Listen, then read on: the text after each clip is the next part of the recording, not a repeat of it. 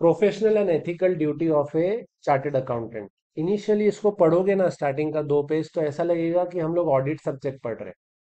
लेकिन जब मैं इसका केस स्टडीज क्वेश्चंस वगैरह रीड किया, तो एक्चुअली एफआर और ऑडिट को बहुत अच्छी तरीके से मर्ज किया है इसके अंदर। तो हमारा क्या होगा इसमें, जो प्रोफेशनल एथिक्स ऑडिट के हैं वो भी थोड़ा रिवीजन हो जाएगा। ऐसा नहीं कि पूरा होगा, सब्जेक्ट तो वो है, लेकिन उसकी काफी बातें इधर आने वाली है और बहुत अच्छी तरीके से प्रैक्टिकली कनेक्ट किया है।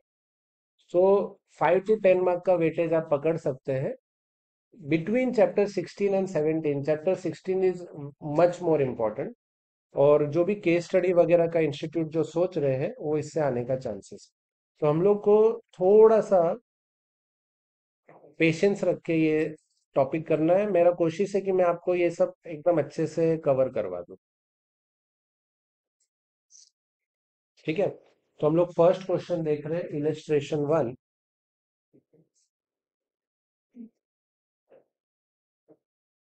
पेज नंबर 16.9 का।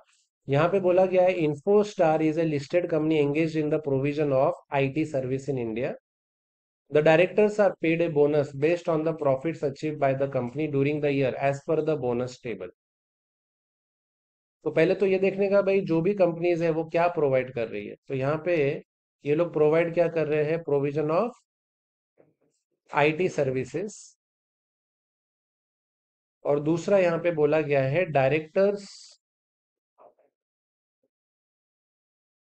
Directors are paid a bonus based on the profits.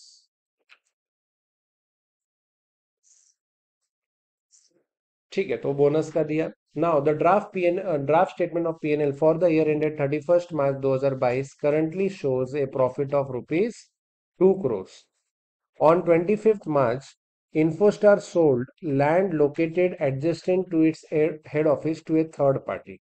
तो हम लोग की जो कंपनी है, अपनी कंपनी का नाम क्या है, इन्फोस्टार।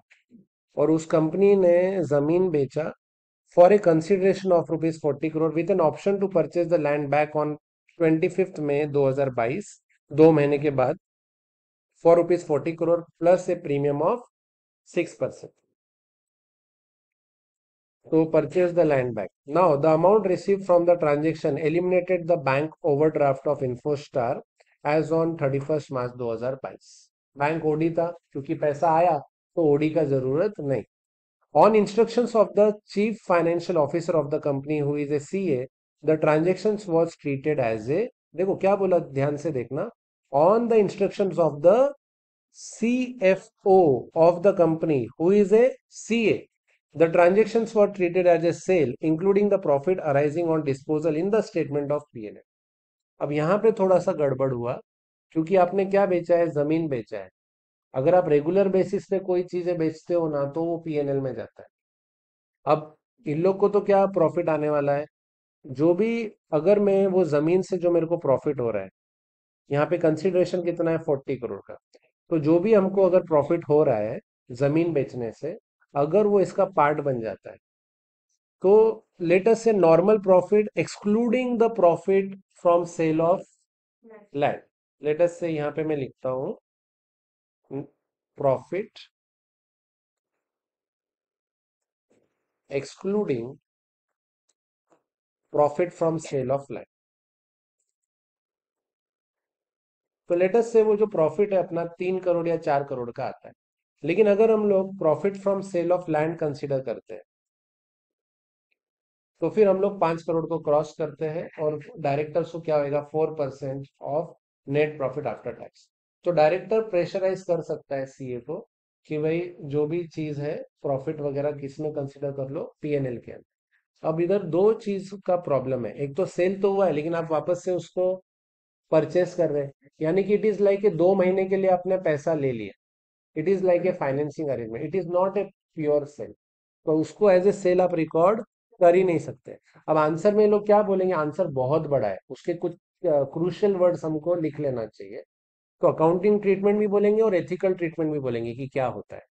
तो आंसर में अकाउंटिंग ट्रीटमेंट भी बोला गया है और एथिकल इश्यूज भी बोला गया है। तो ध्यान से देखते हैं। तो यहाँ पे पहला तो मैं खाली एक केस स्टडी का इशू लिख रहा हूँ यहाँ पे।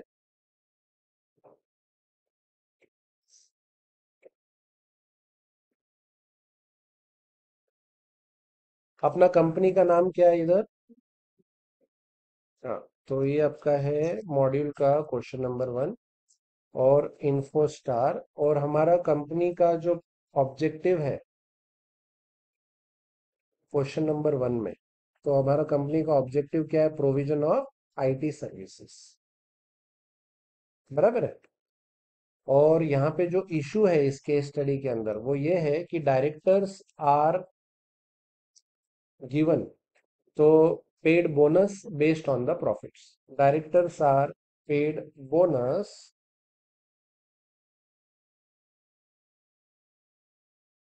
बेस्ड ऑन प्रॉफिट्स, और उस वजह से क्या हुआ, sale of a land, profit on sale of land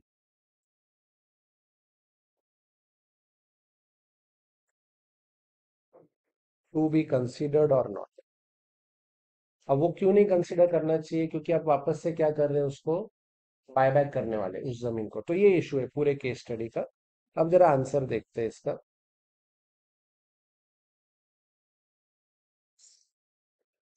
the sale of land meets the condition specified in Ind AS 115 for qualifying as a repurchase arrangement as an option to buy back the land from the सामने वाला company, and therefore control is not transferred, and ability to use and gain benefit from the land is limited। जब तक आपका control transfer नहीं होगा आप revenue को record नहीं कर सकते। AS9 बोलता था रिस्क एंड रिवॉर्ड ट्रांसफर होना चाहिए, 115 बोलता है कंट्रोल ट्रांसफर होना चाहिए, क्योंकि आप वापस परचेस करने वाले हैं। कंट्रोल का मतलब क्या होता है? वो एसेट को कैसा यूज करना है ये मेरा मर्जी, उसको क्या बोलते हैं? Control. So InfoStar must treat the transaction as a financing arrangement and record the land and the financial liability, that is the amount received which is repayable to the JS Limited. InfoStar should not have derecognized the land from the financial statement because the risk and reward are not transferred. ये सब supporting answer हो गया। Thus the substance of the transaction is a loan of rupees 40 crore, क्योंकि 2 महीने के लिए आप लोगों को वो पैसा मिला। Recording the aforesaid transaction as a sale is an attempt to manipulate the financial statement। बहुत बड़ा लाइन बोला, you are manipulating the financial statement in order to show an improved profit figure and a more favorable cash position। The sale must be reversed and the land should be reinstated at its carrying amount। Otherwise auditor जो है यहाँ पे qualified opinion देगा। अब ethical issues, तो ये तो आपका क्या हो गया? अकाउंटिंग इशू हो गया, जो आप इंडेस 115 के सपोर्ट से भी आंसर दे सकते हैं। इंडेस 115 के सपोर्ट में हम आंसर दे तो दो इंपॉर्टेंट वर्ड है, control is not transfer and it is a financing arrangement. अब बात करें एथिकल इश्यूज का। Chartered accountants are required to comply with the fundamental principle. Sir क्या होता है फंडामेंटल प्रिंसिपल? इंटेग्रिटी, ऑब्जेक्टिविटी, ठीक है, confidentiality। So this includes acting with integrity। It appears that the integrity of CFO, who is a chartered accountant, is compromised in this situation, as he had accounted the transaction as sale and not as a loan। The effect of accounting it as sale just before the year end, it is merely to improve the profit and eliminate the bank OD, thereby making the cash position seem better। This effectively amount to window dressing, which is not honest as it does not present the actual performance। Accountant must act with objectivity, which means they must not allow bias, conflict or undue influence of others to override the professional or business judgments। मतलब management का नहीं सुनना चाहिए, अपने को अपना biased behavior नहीं होना चाहिए। Objectivity means not to be biased। Therefore, the management must put the interest of the company and the shareholder before their own interest। हो सकता है डायरेक्टर प्रेशर कर रहे हैं किसको? सीए को, ताकि ज्यादा प्रॉफिट रिकॉर्ड हो, ज्यादा प्रॉफिट रिकॉर्ड होएगा तो उनको ज्यादा बोनस मिलेगा, इसके लिए ऑब्जेक्टिविटी। तो अगर आप देखो तो यहाँ पे दो चीजों का बात किया है, एथिकल इश्यूज में दो चीजों का बात किया। आपको इंटेग्रिटी समझाना है और आपको क्या समझाना है? ऑब्जेक्टिविटी। फिर आगे कुछ और भी बोला, it is further necessary for accountant to comply with principles of professional behaviour. मैं क्यों आंसर पूरा डिस्कस कर रहा हूँ? एग्जाम में आपको मार्क्स 4-5 लाइन लिखने का नहीं मिलेगा, आपको क्रूशियल वर्ड्स पकड़ के उनको 4-5 लाइन हर एक के बारे में इलेबोरेट करना है। पेपर चेकर सजेस्टेड आंसर के हिसाब से करने वाला है। अब आप इस आंसर का एकदम शॉर्ट में 5 लाइन लिख के आ जाओगे, एक्सपेक्ट करोगे कि आपको 5-6 मार्क मिले, तो वैसा नहीं होगा। तो यहाँ पे in the instant case the accounting treatment is not in conformity, इसको भी हाईलाइट कर लेते हैं। और फिर जो भी है आगे वो लोग ने फैक्ट्स ऑफ द केस बताया। तो अगर मैं यहाँ पे बोलूँ तो जो आपका आंसर होगा ना, ये तो चलो हमने क्वेश्चन का बात किया। Our company Infostar objective provision of IT service issue क्या था, directors are paid bonus based on profit. तो profit on sale of land to be considered when the question says that land will be purchased back within कितना time, 2 months. तो हमारा जो answer है वो दो पार्ट्स में divide होने वाला है। अपना आंसर दो पार्ट्स में डिवाइड होएगा। एक पार्ट होएगा कौन सा, आपका अकाउंटिंग ट्रीटमेंट का।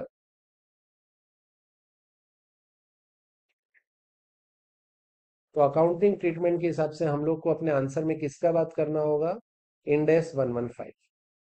इंडेस 115 की दो बातें अपने को समझाना पड़ेगा। क्या कंट्रोल ट्रांसफर हुआ है क्या, ये केस में कंट्रोल ट्रांसफर नहीं हुआ है क्योंकि आप तो बाय बैक करने वाले हैं। और क्या ये फाइनेंसिंग अरेंजमेंट है क्या, ये केस में डेफिनेटली फाइनेंसिंग अरेंजमेंट है। ये दो बातों को अपने को इलेबोरेट करना है। अच्छा, अगर हम लोग जाते हैं एथिकल इश्यूज में, फंडामेंटल प्रिंसिपल्स, तो एथिकल इश्यूज में हम लोग बात करेंगे चार्टेड अकाउंटेंट का फंडामेंटल प्रिंसिपल्स के बारे में। बराबर है।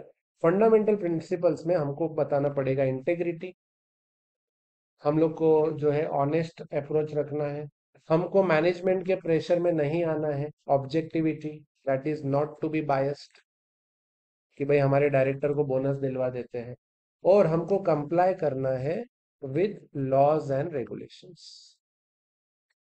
और फिर इसके बाद आपका कंक्लूसिव आंसर आएगा, कंक्लूजन आएगा आपका facts of the case.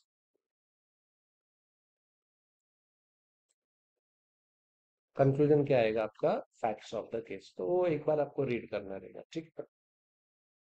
Okay, question number 2 देखो। ऑनलाइन स्टूडेंट्स आप भी आंसर लिख सकते हैं।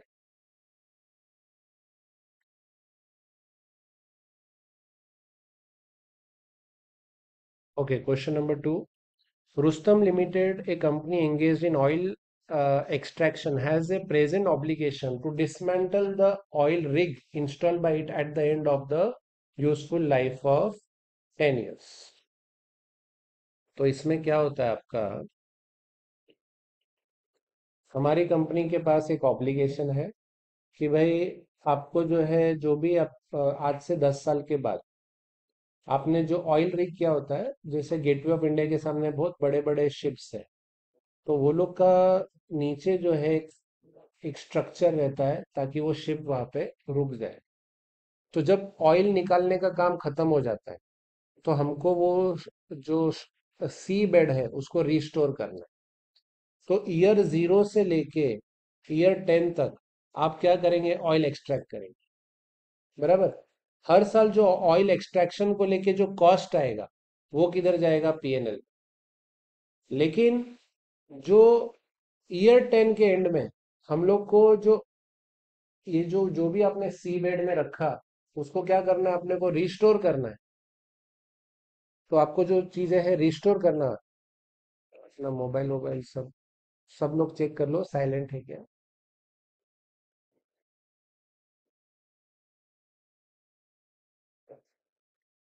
तो जो रिस्टोर करना है ये बात हमको आज ही मालूम है ईयर 0 में।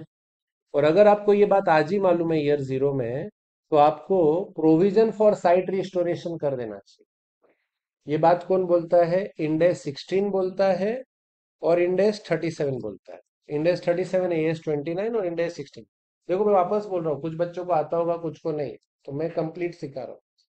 तो इंडेस 16 क्या बोलता है कि जो आपने आज सपोज करो जो भी पीपी खरीदा वो तो पीपी अकाउंट डेबिट में जाएगा, सपोज करो 100 करोड़ रुपया, और आपने पेमेंट किया टू बैंक 100 करोड़ रुपए, सपोज वो शिप खरीदा।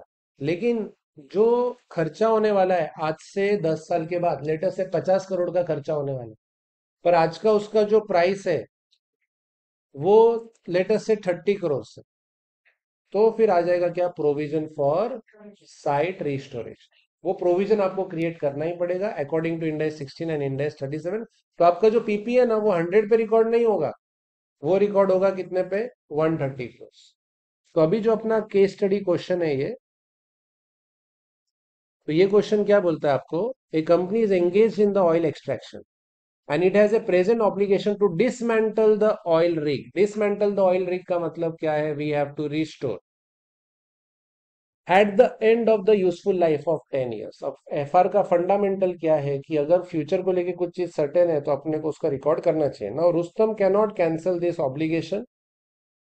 Rustam intends to carry out the dismantling work itself and estimate the cost of work to be 100 crore at the end of the 10 years. Now the directors of Rustom are aware of the requirements of Ind AS 37, read with Ind AS 16. However, वो लोग aware तो है, कौन, directors. CA का बात अभी तक आया नहीं। अगर सीए का भी बात आता है तो अपने को आंसर दो पार्ट्स में देना है, अकाउंटिंग इशू और ethical issue. However they propose, director propose to expense the cost of dismantling the oil rig. Expense करने को बोल रहे हैं, वो लोग बोल रहे हैं पीएनएल में करो।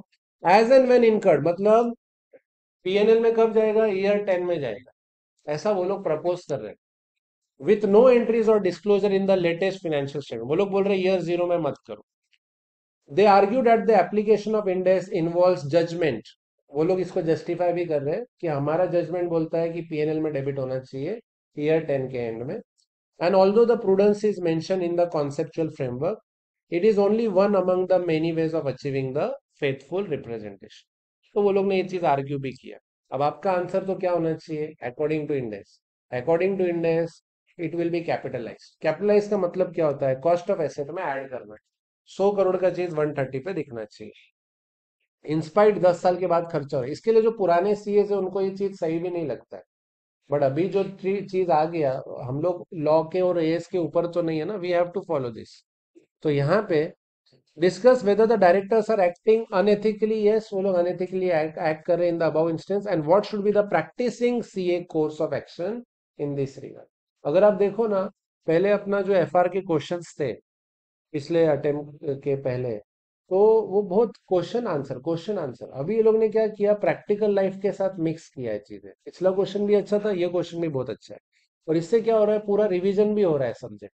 हर इंडेक्स के बातें इन लोगों ने कंसिडर किया। तो देखो आगे क्या बोलते हैं, the treatment propose by the director it is in contravention of the index 37 as per index 16 and not index 37 at the time of initial recognition, मतलब ईयर 0 में we have to capitalize the present value of the cost of dismantling to be occurred at the end of the life. We have to capitalize the present value of cost of dismantling.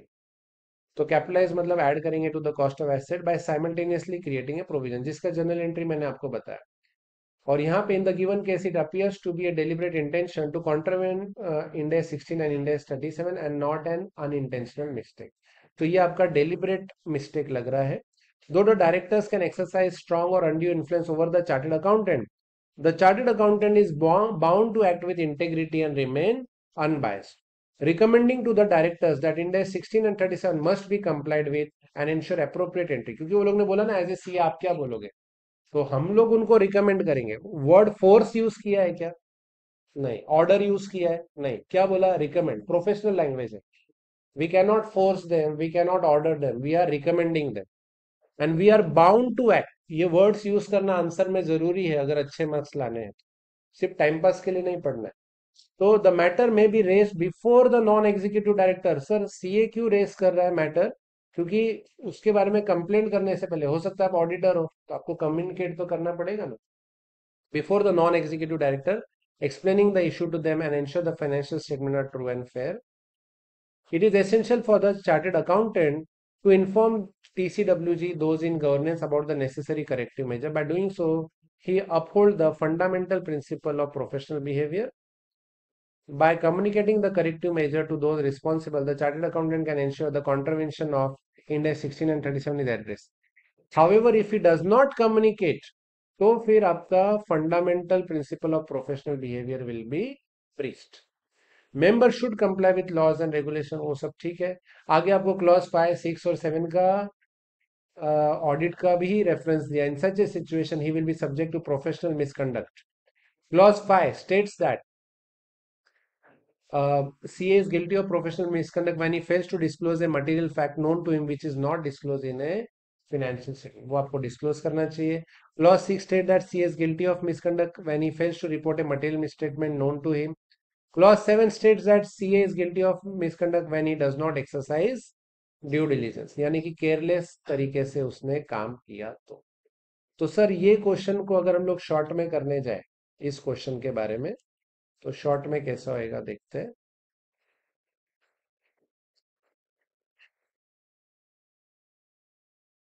तो अपना ये कौन सा था, module question number 2. सिर्फ main points लिख रहे हैं. तो अपना जो कंपनी है यहाँ पे, उसने क्या किया है, oil extraction. Our company Rustam engaged in oil extraction.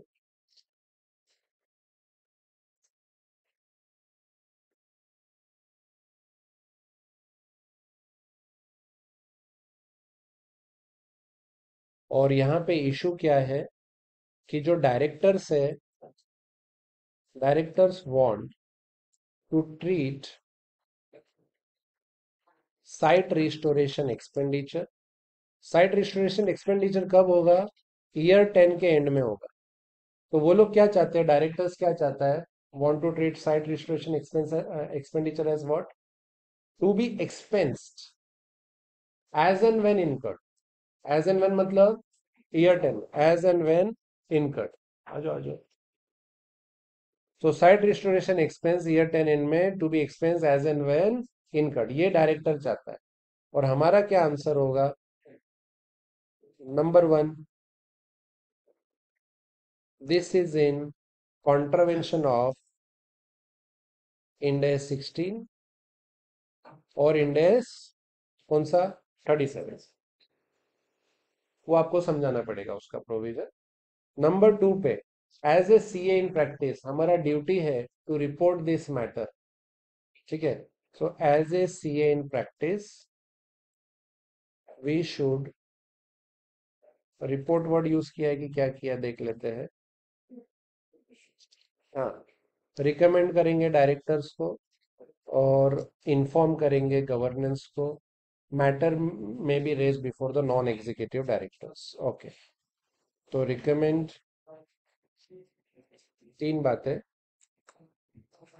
Recommend the directors, वो जो भी रिकमेंड है वो आपको मालूम ही है भाई, जो ऊपर 1637 का अप्लाई करो. और matters raised with non executive directors. और लास्ट पॉइंट आता है आपका कौन सा, इन्फॉर्म द गवर्नेंस. अगर आप ऐसा नहीं करते, ठीक है, अगर हम लोग ऐसा नहीं करते, तो if CA in practice does not comply above provisions, तो फिर फंडामेंटल प्रिंसिपल्स आपके ब्रेक हो जाएंगे.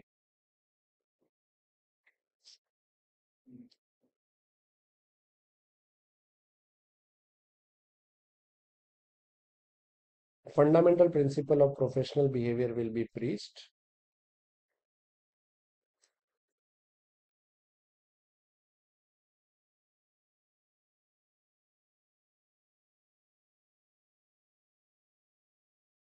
और फिर clause 567 of part 1 of schedule 2 of second schedule, part 1 of second schedule.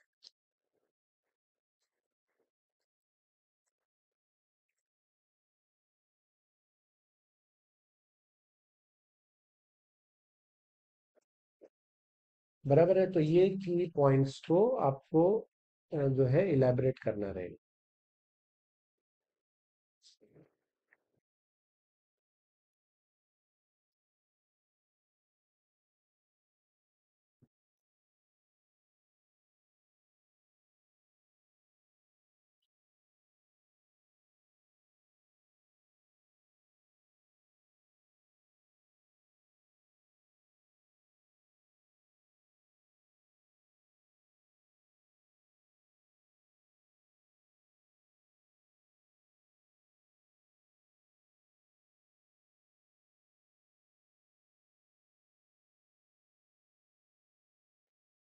Question 3. Alap Limited director feel that the company need a significant injection of capital in order to modernize plant and equipment. बात को समझो.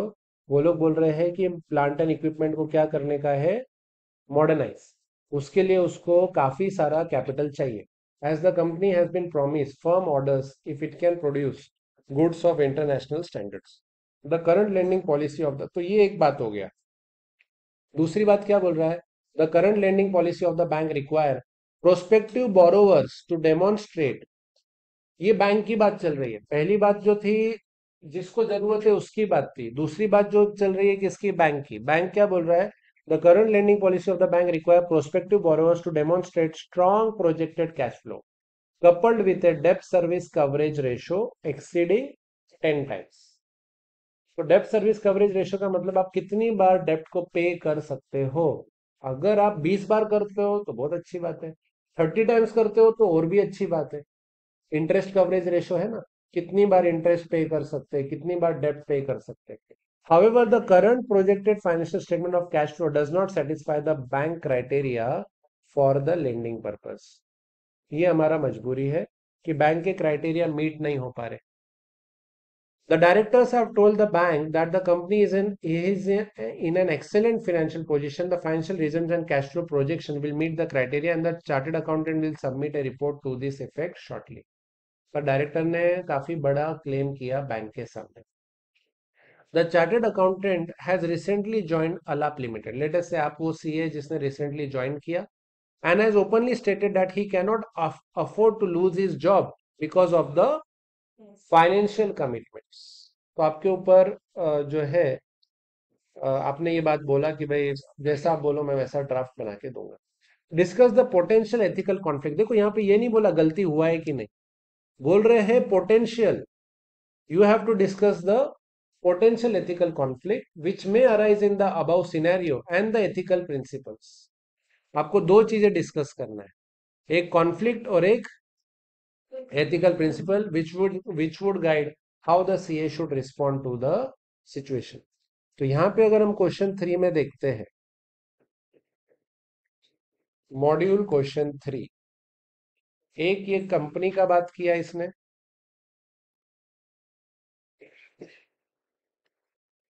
Company जो है कुछ तो नाम है इसका, अलाप लिमिटेड बोला ना. और need funds for what, to modernise to modernise the plant.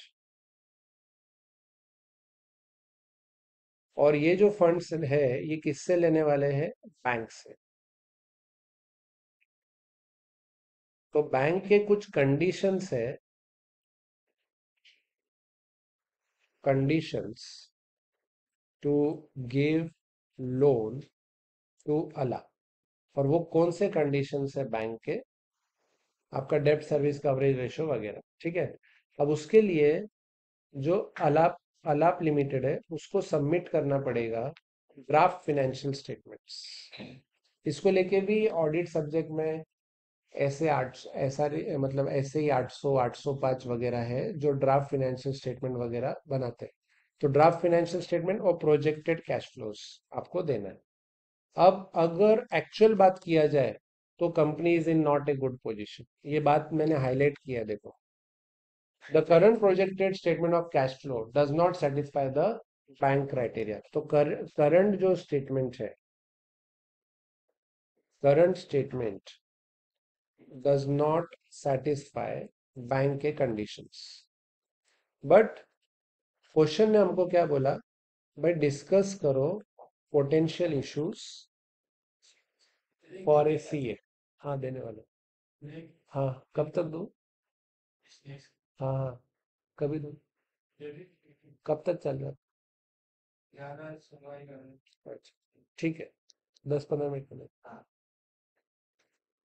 So we have to discuss potential issues for a CA. कौन सी कंपनी का सीए है, अलाप लिमिटेड का सीए को क्या चिंता हो सकता है वो अपन को डिस्कस करना है. तो एक तो प्रेशर में नहीं बनाना चाहिए उसको, उसको अपने इंटेग्रिटी ऑब्जेक्टिविटी वगैरह वो सब मेंटेन करना चाहिए. ठीक है.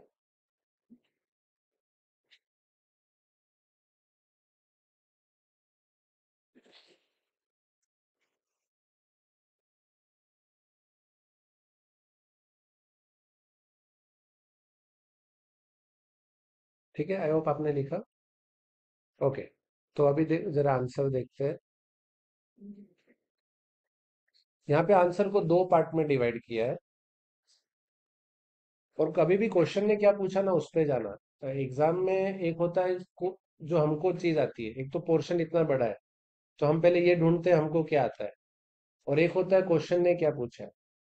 तो हमको जो आता है हम वो लिखते हैं, तो हम लोग बोलते हैं अपना पेपर अच्छा गया। लेकिन जो पूछा है तो वो मैच होना जरूरी है उससे। अब जो पूछा है वो आपको 10 लेटेस्ट से 50% आता है, और आप तो जितना पूछा उसी बारे में आंसर दोगे तो मार्क्स मिलेगा। इधर उधर अगर आपका क्या है ना, देखो बातों का सब्जेक्ट बनते जा रहा है, क्योंकि अपन हाई लेवल पे है। जो सीए फाइनल है उसमें नंबर्स कम, बातें ज्यादा है, केस स्टडीज, थियोरेटिकल।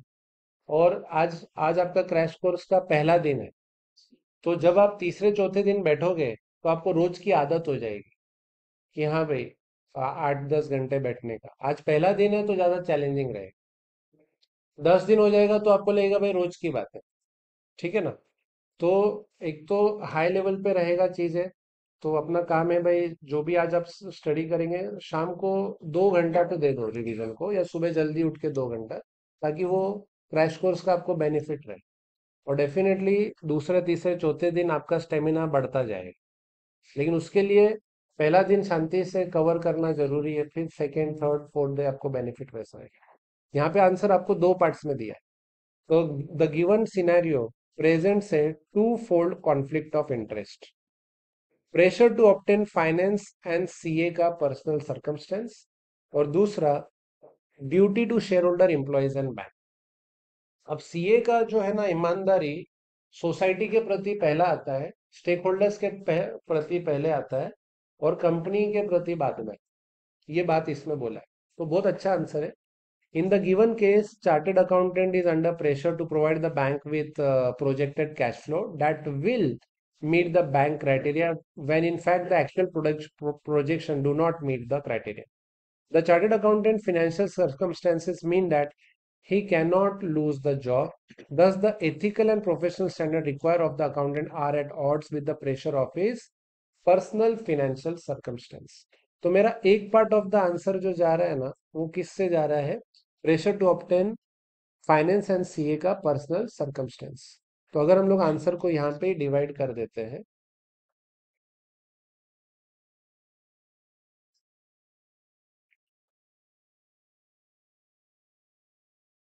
एक पार्ट ऑफ आंसर इधर से जा रहा है, CA cannot lose the job and therefore ethical and professional standard, short में लिख रहे हैं, professional standards are at odds. अभी आर एट ऑड्स के बदले कोई दूसरा भी वर्ड आपने यूज किया तो भी चलेगा, not in compliance, that is fine. But ethical and professional standards word use करना जरूरी है। So ethical and professional standard are at odds with pressures of personal financial circumstances of the CA. हो सकता है सीए कंपनी की बात मान जाए और एक फेक रिपोर्ट या ड्राफ्ट रिपोर्ट क्रिएट कर दे, जो नहीं करना चाहिए। This is one part of the answer.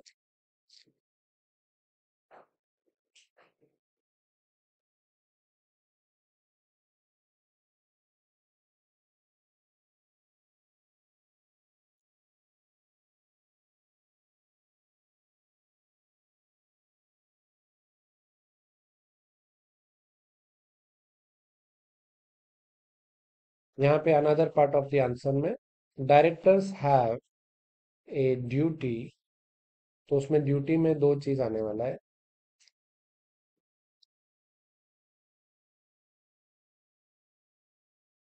पहला, duty to act in best interest of stakeholder, और दूसरा, present fairly any information the bank may rely on.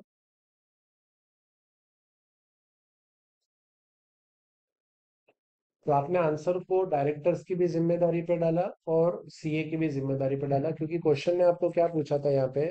Question ने आपको पूछा था इधर, you have to discuss the potential ethical conflicts and the ethical principle which would guide how the CA should respond to the situation.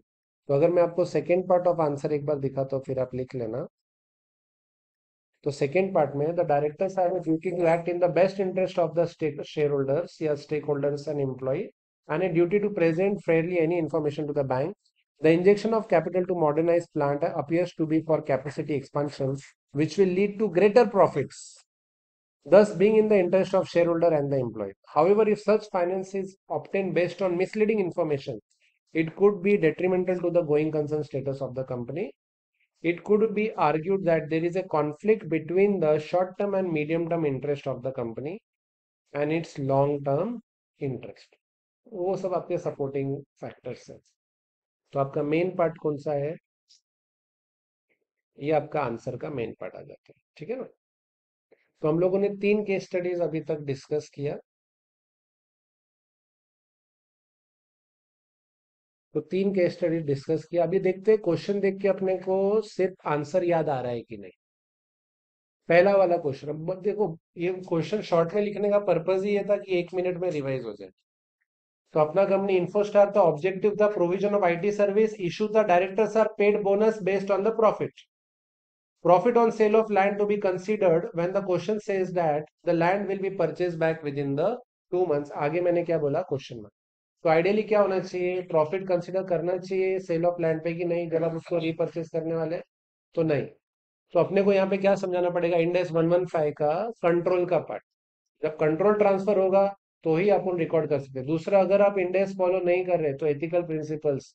तो यहाँ पे answer आपका accounting treatment, index 115 control transfer, ये केस में नहीं हो रहा है।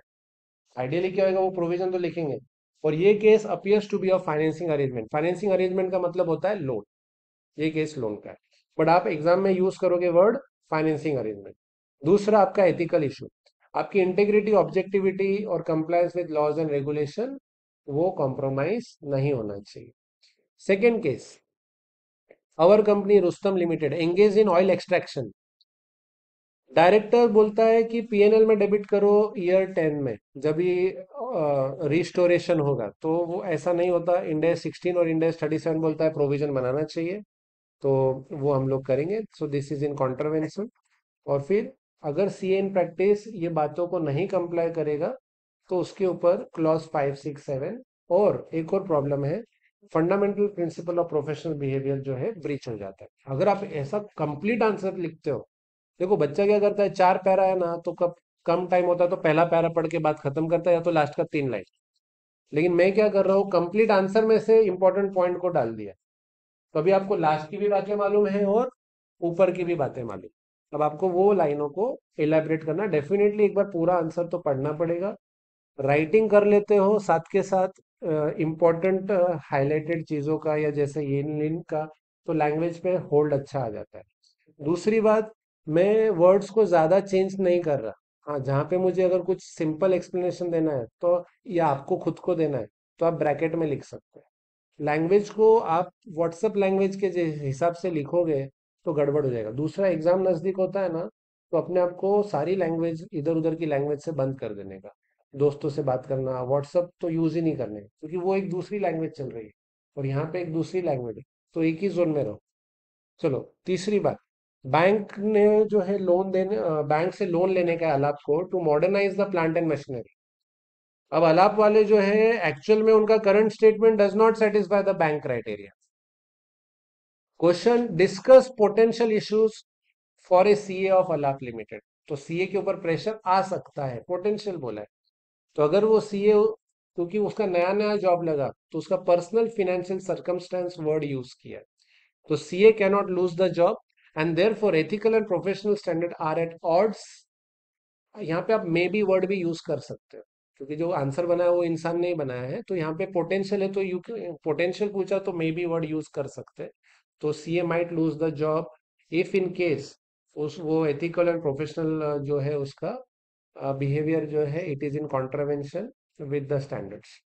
Directors have a duty to act in the best interest of the shareholder and employ, मैंने उसको स्टेक होल्डर लिखा, and they have a duty to present fairly any information the bank may rely.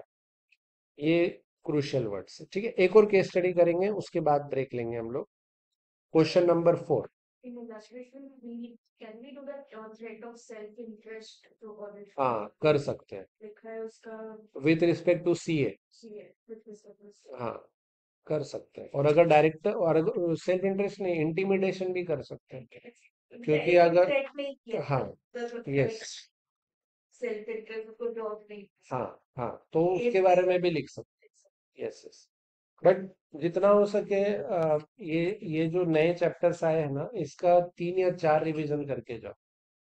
High probability की इसमें से 1-2 case studies आएगी, ठीक है। और अभी कैसा है ना, पहले स्कोप 100 मार्क का था, अब चैप्टर ज्यादा हो गए, मार्क्स कम दिखते हैं, तो क्या क्या पूछेंगे, तो वो भी है। तो ऑलराउंडर क्वेश्चन है ये, क्या ऑलराउंडर क्वेश्चन है, इसमें सारे इंडेक्स की बातें हो जाती है। तो 16 भी आ गया, 115 भी आ गया, आगे और भी इंडेक्स आ रहे हैं। आपको पेपर पैटर्न नहीं है क्वेश्चन 4 भी बहुत अच्छा क्वेश्चन है। यहाँ पे बोला है क्वेश्चन 4 के अंदर, Sunshine limited a listed company in the cosmetic industry has डेप्ट कवेनेंट्स। डेप्ट कवेनेंट्स का मतलब होता है डेप्ट के कुछ conditions attached to some of its borrowing which are included in the financial liability का side. This covenant mandate the company to repay the debt in full if Sunshine fails to maintain a liquidity ratio and operating margin above the specified limit. इसका मतलब अगर आपका liquidity ratio, कौन से liquidity ratio, current ratio, quick ratio अगर maintain नहीं हुआ, तो आपको रीपे द डेप्ट इन फुल। अब इंडेक्स 1 क्या बोलता है कि अगर आपके कंडीशंस मीट नहीं हुआ और अगर रीपेबल ऑन डिमांड आया, तो non current liability current liability बन जाती है। लेकिन अगर फिनेंशियल स्टेटमेंट अप्रूव होने के पहले बैंक ने माफ कर दिया, तो नॉन करंट ही रहता है, ऐसा इंडेक्स 1 बोलता है। एनीवेज यहाँ पे रीपेबल ऑन डिमांड है, तो it should become current liability. आगे पढ़ते हैं। Directors along with the CFO of the company who is a CA are considering entering into fresh 5-year leasing arrangement but are concerned about the negative impact any potential lease obligation may have on the above mentioned covenants. तो lease लेने से कवर्नेंट्स पे क्या फर्क आएगा, क्योंकि आपका rent वगैरह इंक्रीज हो जाएगा, ठीक है, आपकी ऑपरेटिंग एक्टिविटी में फर्क आएगा। Accordingly the director and CFO propose that the lease agreement be drafted in such a way, यहाँ गड़बड़ हो रहा है, that it is a series of 6 10 months lease। 6 10 months lease का मतलब 60 months, 60 month divide by 12 months मतलब 5 years। तो वो लोग क्या बोल रहे हैं, 5 साल का लीज एग्रीमेंट मत बनाओ, क्योंकि 5 साल का बनाओगे ना तो आपकी एंट्री क्या जाने वाली है, ROU asset account debit to lease liability, ऐसा लॉन्ग टर्म लीज जाए। और लीज लाइबिलिटी का मतलब क्या होता है, डेप्ट, फाइनेंशियल, वो मैं एंट्री पास कर दूंगा। rather than a single 5-year lease in order to utilize the short term lease exemption under Ind AS 116। तो लीज का जो इंडेक्स है वो क्या बोलता है, अगर 12 महीने से कम का लीज है ना, तो आपको बैलेंस शीट को टच करने का जरूरत नहीं है, rent account debit to bank, अगर 12 महीने से कम है। तो ये लोग चालाकी कर रहे हैं। अब ये चालाकी इन सब्सटेंस अच्छा नहीं है, फॉर्म पे इट इज ओके, बट हम लोग सब्सटेंस की बात करेंगे as a C. This would then enable accounting for the lease in their legal form. खुद ही बोल रहे हैं लीगल फॉर्म, अपने को सब्सटेंस देखना चाहिए। The director believe that this treatment will meet the requirements of the डेप्ट कवेनेंट, डेफिनेटली मीट करेगा, इतना चालाकी किया। Then though such treatment may be contrary to the accounting standard. देखो क्वेश्चन ना सिंपल है, क्वेश्चन में आंसर छुपा हुआ है। डिस्कस करने को बोला ethical and accounting implication of the above issue. Accounting implication मतलब इंड एस 116 के हिसाब से। तो यहाँ पे अगर हम शॉर्ट में लिखते हैं, कौन सा क्वेश्चन पे आ गए अपन, मॉड्यूल क्वेश्चन नंबर 4। अपना कंपनी का नाम क्या है, सनशाइन।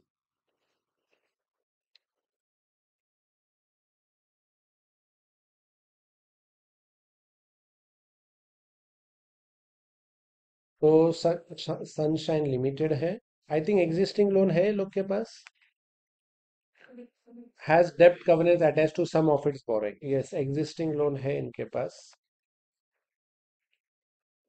तो जो भी एग्जिस्टिंग लोन चालू है ना, एक बात तो एग्जिस्टिंग लोन के लेके है, तो एग्जिस्टिंग लोन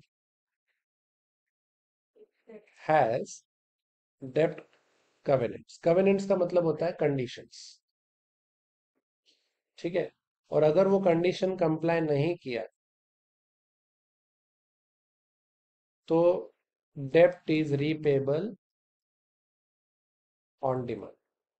ये पहली बात है। दूसरा, हम लोग सोच रहे हैं एक लीज एग्रीमेंट में जाने का। तो 5 ईयर का लीज लेना है अपने को। Late us say 5 year lease property on rent to be taken. Just मेरी तरफ से मैंने एग्जांपल ऐड किया। अब आइडियली अकॉर्डिंग टू इंडेस 116 इसका एंट्री क्या होना चाहिए? ROU asset account debit to lease liability. बहुत सिंपल है। मैंने आज लेक्चर के स्टार्टिंग में ही बोला, जब एग्रीमेंट है अगले 5 साल में कितना पेमेंट करने वाले हो आपको आज ही मालूम है। तो अब सीधा टाइम वैल्यू ऑफ मनी का कॉन्सेप्ट अप्लाई करो। Present value of future cash flow is the lease liability. बाकी छोटे मोटे वेरिएशंस रहते हैं, वो 116 में देखेंगे। तो ROU asset account debit to lease liability होना चाहिए। अब लीज लाइबिलिटी अगर आपका आ रहा है तो ये लीज लाइबिलिटी की वजह से क्या होएगा? अफेक्ट आ जाएगा किसके ऊपर? डेब्ट के ऊपर। लीज लाइबिलिटी जो है वो नॉन करंट लाइबिलिटी करके दिखाई जाएगी एंड इट विल इम्पैक्ट डेब्ट कवेनेंट्स। और यही चीज को जो है मैनेजमेंट छुपाने का कोशिश कर रहा है। Management does not want above entry to be passed. इसके लिए उसने चालाकी किया 10-10 महीने के लीज एग्रीमेंट बनाने का। तो वो उसको डाल देगा एग्जेम्पशन में, यानी कि पीएनएल डेबिट होएगा पर लाइबिलिटी में कुछ भी नहीं आएगा।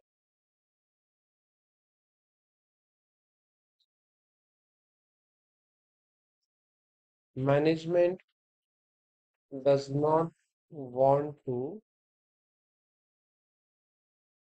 comply with above provision. Instead, management क्या बोल रहा है? 10 months 6 agreement and avail exemption under Ind AS 116। क्या क्वेश्चन भी बहुत बड़े बड़े हैं।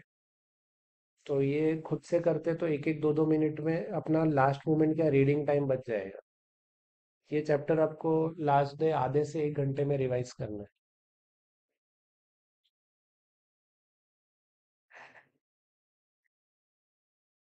तो यहाँ पे देखो हेडिंग कितना अच्छा दिया, lease agreement substance presentation. So stakeholders make informed and accurate decision based on the information presented in the financial statement, and hence are ensuring the financial statement are reliable and of utmost importance। तो पहला जो बात किया है ना यहाँ पे, पहला जो बात इधर किया है स्टेक होल्डर्स के बारे में किया, कि अगर आप गलत इंफॉर्मेशन प्रेजेंट कर रहे हो तो स्टेक होल्डर तो गड़बड़ होएगा। The directors of Sunshine are ethically responsible to produce financial statement that comply with the Ind AS and are transparent and are free from material error. Lenders often attach covenants to the terms of agreement in order to protect their interest in entity। तो lender के जो conditions होते हैं वो protective conditions होते हैं। they would be they would also be of crucial importance to potential debt and equity investor when assessing the risk and returns। The proposed action by Sunshine appears to be a deliberate attempt to circumvent the terms of the covenants। circumvention का मतलब क्या होता है? किसी चीज को बराबर से फॉलो नहीं करना, किसी चीज को घुमाना। The legal form would require treatment as a series of short-term lease, which would be recorded in the P&L without any ROU asset and lease liability being recognized। This would be a form of off-balance sheet finance and would not report the true assets and obligation। आपके ROU और obligation, lease liability record ही नहीं होगा। Of balance sheet का मतलब है balance sheet में वो appear होएगा ही नहीं, पीएनएल में चला जाएगा। As a result, the liquidity ratio would be adversely misrepresented. Further, the operating profit margin would also be adversely affected. यानी कि ट्रू एंड फेयर नहीं जाएगा. इसके लिए वो लोग ने पहले किसका बात किया? Stakeholder. कि स्टेक होल्डर को इन्फॉर्म और एक्यूरेट डिसीजन लेना रहता है. फिर वो लोग ने डायरेक्टर का जिम्मेदारी बताया कि वो लोग एथिकली रिस्पॉन्सिबल है. फिर वो लोगों ने बताया कि क्या गलती डायरेक्टर लोग कर रहे हैं और क्या एक्चुअली करना चाहिए. Direct Sunshine is aware that the proposed treatment may be contrary to India. Such manipulation is a clear breach of the fundamental principles. It is important for CA to exercise the professional behavior. The proposal by Sunshine are likely to mislead the stakeholders. This could discredit the profession by creating a lack of confidence within the profession. और बाद में आगे facts of the case और clause 1 वगैरह बोला. तो यहाँ पे आपका जो आंसर है, आंसर में कुछ मेन बातें. सबसे पहले आपको लिखना है किसके बारे में? Stakeholder. स्टेक होल्डर का इंटरेस्ट क्या है? Stakeholder makes informed and accurate decision based on the information presented in the financial statements.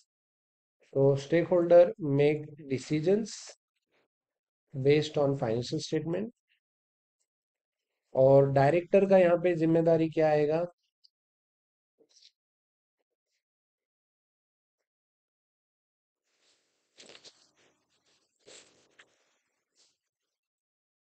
ethically responsible to produce financial statements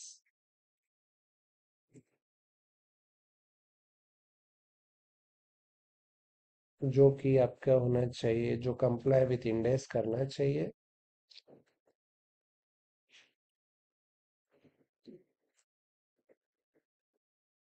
और ट्रांसपेरेंट होना चाहिए और फ्री फ्रॉम मटेरियल एरर होना चाहिए. और अगर डायरेक्टर ये बातें कंप्लाई नहीं कर रहा या सीए भी नहीं कर रहा तो फिर contravention of the fundamental principles, fundamental professional behaviour.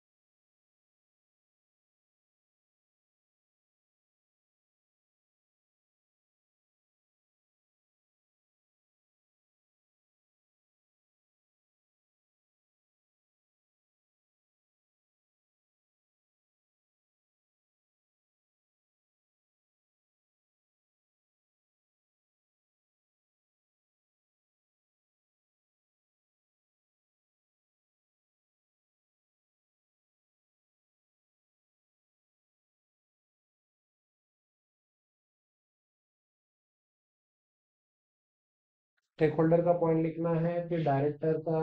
और डायरेक्टर के साथ सीए भी इन्वॉल्व था ना उस. तो फिर breach of fundamental principles, misconduct आएगा. And it is important to exercise professional behaviour. थोड़ा बहुत लैंग्वेज इधर उधर हुआ तो चलेगा, बट ये स्ट्रक्चर में आना चाहिए answer.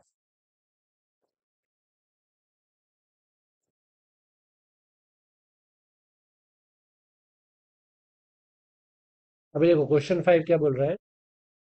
Agastya limited is a listed company engage in the manufacturing of automotive parts and the company is preparing the financial statement for the year ended 31st March 2023. The directors of Agastya are entitled to incentive based on the operating profit margin of the company. You have been appointed as a consultant to advise on the preparation of financial statements and you have noticed the following issues. पहला issue क्या आया? On 1st April 2022, Agastya defined benefit pension scheme was amended to increase the pension entitlement from 12% of final salary to 18.5% of final salary. अब ये जो बात हम लोग कर रहे हैं ना अभी क्वेश्चन नंबर 5 में, ये बात है इंडेस 19 का. किसका बात है? इंडेस 19. देखो सारे टाइप के इंडेस कवर होते जा रहे हैं और कुछ एक्स्ट्रा बात है तो वो मैं साथ में बताते जाता हूँ. इंडेस 19 क्या बोलता है कि ये अपना कंपनी है. ध्यान से सुनना. इंडेस 19 बोल रहा है भाई जो हमारा कंपनी है, एम्प्लॉयज जो रहते हैं वो कंपनी को सर्विस प्रोवाइड कर रहे हैं. एम्प्लॉयज कंपनी को क्या प्रोवाइड कर रहे हैं? सर्विस. और बदले में उनको कंसिडरेशन के फॉर्म में मिलता है क्या? सैलरी. बराबर है. पर आजकल एम्प्लॉयज जो है वो सिर्फ सैलरी से खुश नहीं होते, उनको हमको कुछ बेनिफिट भी देना पड़ता है. और बेनिफिट दो टाइप के होते हैं. एक आपका short term benefits. Sir short term benefits कौन सा? Short term benefits. तो शॉर्ट टर्म बेनिफिट्स कौन सा होता है? जैसे आप बोल सकते हैं जो बेनिफिट 1-2 साल के अंदर रियलाइज होएगा. जैसे leave encashment, medical leave, paid leaves, वो सब क्या हो गया आपका? Short term. Bonus. Legal obligation होता है, कंस्ट्रक्टिव ऑब्लिगेशन होता है. According to AS 29 Ind AS 37 constructive obligation का भी प्रोविजन अपने को बनाना चाहिए. तो इंडेस 19 बोलता है हम लोग इंडेस 37 की बात को रिस्पेक्ट करते हैं. और कंस्ट्रक्टिव ऑब्लिगेशन का मतलब क्या? आउट ऑफ पास्ट प्रैक्टिस हमारी कंपनी हर साल बोनस देती थी 10 साल तक. गवर्नमेंट ने नहीं बोला मगर फिर भी देती थी. तो इसका मतलब 11वें साल भी बोनस देंगे तो प्रोविजन बना देना चाहिए. तो दो चीज का कंस्ट्रक्टिव ऑब्लिगेशन का डेफिनेशन आता है. एक past experience, past trend plus valid expectation in the minds. Plus valid expectation. तो शॉर्ट टर्म बेनिफिट होता है, उसका प्रोविजन बनाते हैं क्योंकि वो 1-2 साल का ही है तो यहाँ पे time value of money consider नहीं होएगा. लेकिन जो लॉन्ग टर्म बेनिफिट्स होते हैं, सर लॉन्ग टर्म बेनिफिट जैसे कि पेंशन, ग्रेचुइटी, तो ये सब आपके लॉन्ग टर्म बेनिफिट्स हो गए. यहाँ पे दो टाइप की चीजें चलती है. एक होता है डिफाइंड बेनिफिट प्लान. क्या होता है डिफाइंड बेनिफिट? डिफाइंड बेनिफिट क्या होता है? थोड़ा सा रिस्की प्लान होता है. सर क्यों रिस्की? क्योंकि 500 एम्प्लॉय आपके कंपनी में, 500 में से कितने एम्प्लॉय 25 साल बाद तक रुकेंगे उसका एस्टिमेशन करना पड़ेगा.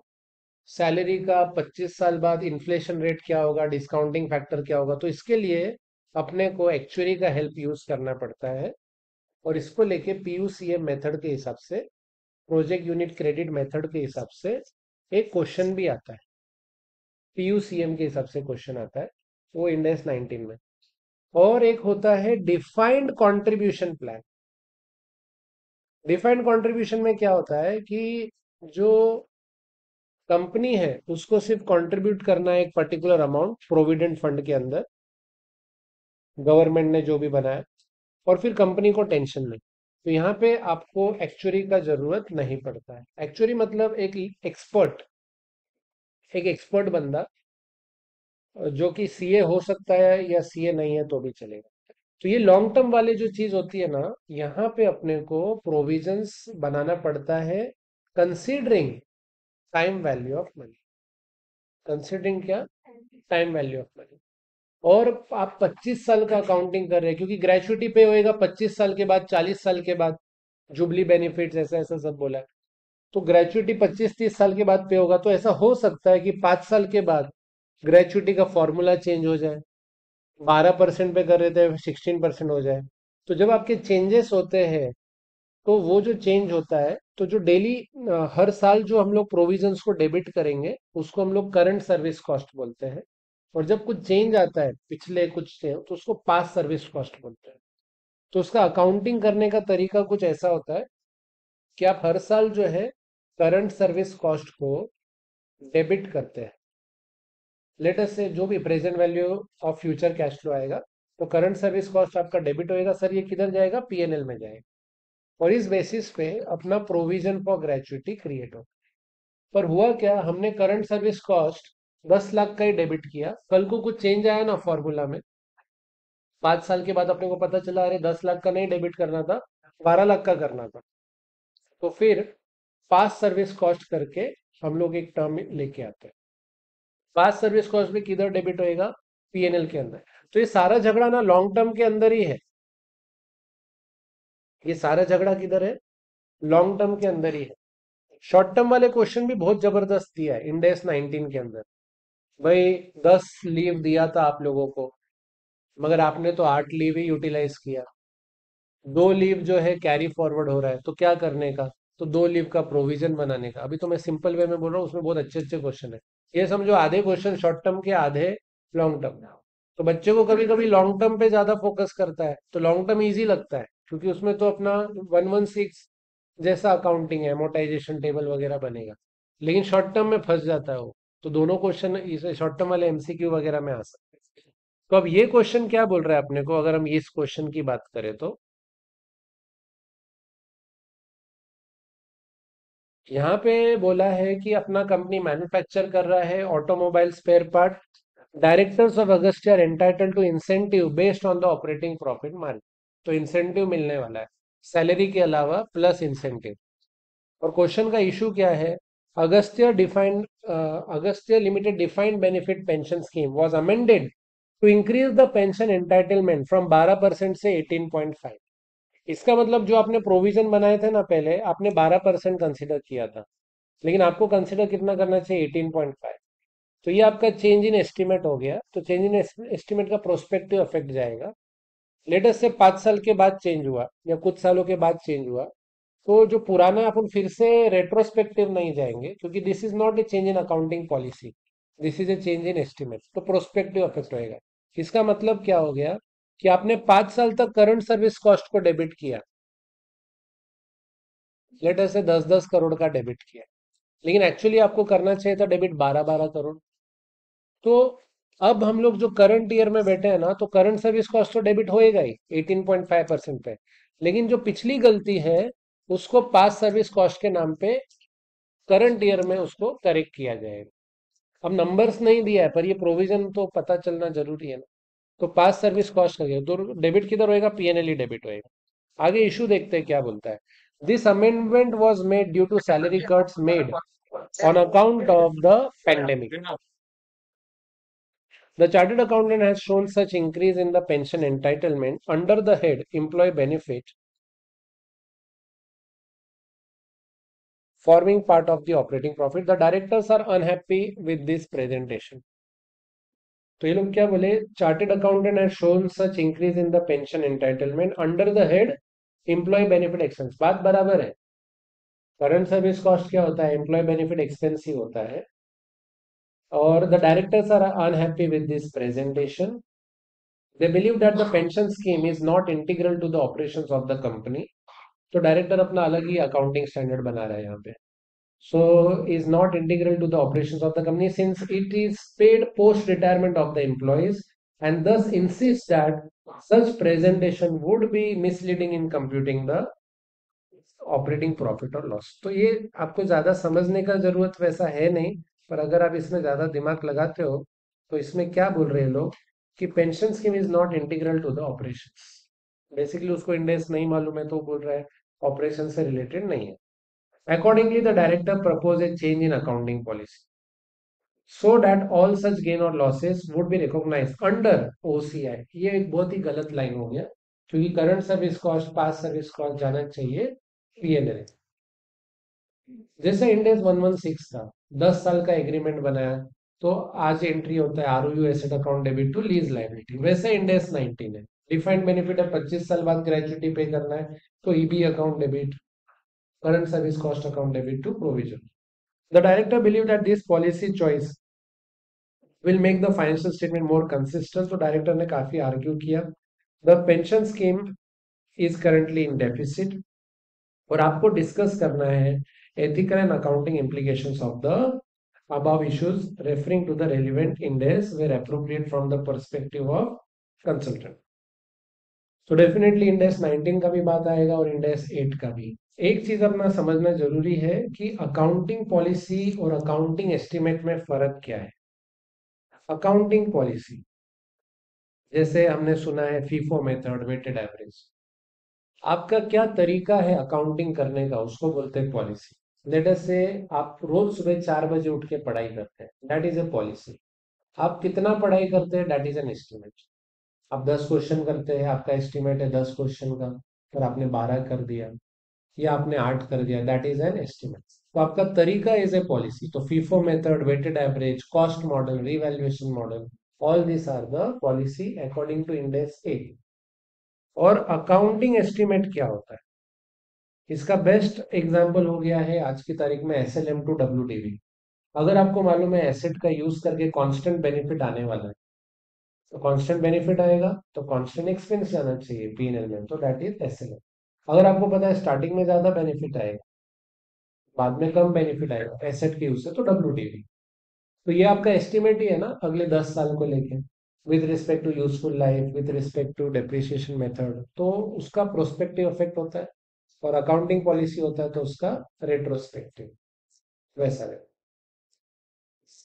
तो अगर हम लोग ये केस की बात करते हैं तो आंसर में डेफिनेटली इंडेक्स 8 का भी बात हो रहा है। तो इंडेक्स 8 के बारे में थोड़ा सा, ये आंसर काफी बड़ा है तो मैं बहुत ही सोच समझ के जो एकदम क्रूशियल चीज है उस पर मैं फोकस करूंगा। So India's state accounting policy change in accounting estimate error only permits a change in accounting policy। ये हमने इंटर में भी सीखा था कि change in accounting policy 3 reason से हो सकता है। If it is required by law, या तो एएस ने बोला है, या तो स्टैट्यूट ने बोला है, या तो मैनेजमेंट ने बोला है, for better presentation and preparation of financial statement. तो वही बात यहाँ पे बोला। A retrospective adjustment is required unless the change arises from a new accounting policy। तो जब भी चेंज इन अकाउंटिंग पॉलिसी होता है तो रेट्रोस्पेक्टिव देने का। It is permissible to depart from the requirement of Ind AS but only in extremely rare circumstance where compliance would be so misleading that it would conflict with the overall objective of financial statement। Practically override is not possible। Practical life में we can not override the Ind AS. ये कब हो सकता है override, पहली बार life में कोई ऐसा कंपनी है जिसका अकाउंटिंग कैसे करने का पता ही नहीं है। जैसे आजकल ड्रीम 11 आ गया, क्रिप्टो करेंसी आ गया। प्रैक्टिकल वर्ल्ड ना बुक के वर्ल्ड से आगे चलता है, क्यों? Practical world is business world. Business में चाहिए इनोवेशन। अकाउंट्स एंड लॉ में we are following the system, businessman breaks the system. मतलब जैसे भी करते हैं, they create their own unique way of selling. किसने सोचा था फेसबुक इंस्टा आके पूरी दुनिया की बैंड बजा देंगे एजुकेशन सिस्टम की? किसी ने नहीं सोचा था। किसने सोचा था प्रोफेसर भी रील बनाने लग जाएंगे 10 साल पहले? किसी ने भी नहीं सोचा था। तो प्रोफेसर ही बना रहे, सो बच्चे लोग भी, सब लोग बना रहे, मोदी जी भी बना रहे। तो बिजनेस वर्ल्ड जो है वो बुक के वर्ल्ड से बहुत आगे चल रहा है। तो कुछ ऐसी चीज आ गई जिसका अपने को नहीं मालूम अकाउंटिंग कैसा करने का, तो फिर आप इंडेक्स से साइड हट के बात कर सकते हैं, but it is extremely rare. उसके ऊपर क्वेश्चन भी कुछ है नहीं। इंडेक्स 19 की बात आ गई, तो अगर आप देखो ना पहला पैराग्राफ बहुत इजी है। जब मैं शॉर्ट आंसर लिखूंगा तो आपको सिर्फ इंडेक्स 8 का बात लिखना है कि चेंज इन अकाउंटिंग पॉलिसी कब हो सकता है, और आप डिपार्ट कर सकते हो from the change in extremely rare circumstance. अब इंडेक्स 19 का सबसे बेस्ट लाइन आने वाला है। Index 19, that is employee benefit, require all the gains and losses on a defined benefit pension scheme to be recognized in profit or loss, except for the remeasurement component relating to plan assets and defined obligations, which must be recognized in other comprehensive income। Accordingly, current service cost, past service cost, interest cost, जो कि PUCM method में हम देखेंगे, on the net benefit obligation must be recognized in the P&L। अच्छा तो sir question क्या बोल रहा था, क्या करने का? उसका क्वेश्चन बोल रहा था डेबिट ही नहीं मानो। क्वेश्चन डायरेक्टर ने पूरा यहाँ से आर्ग्यूमेंट किया है। They believe pension is not an integral, director are unhappy with the presentation. Director चाहता है पीएनएल में डेबिट नहीं हो सकता है उसका नेट प्रॉफिट कुछ ऊपर नीचे हो जाए, तो ये बात है। आगे, Ind AS 19 does not offer any alternative treatment as an accounting policy in terms of Ind AS 8, and therefore director's proposal cannot be justified on the grounds of fair presentation. The directors are ethically bound to prepare financial statement which reflect a true and fair view.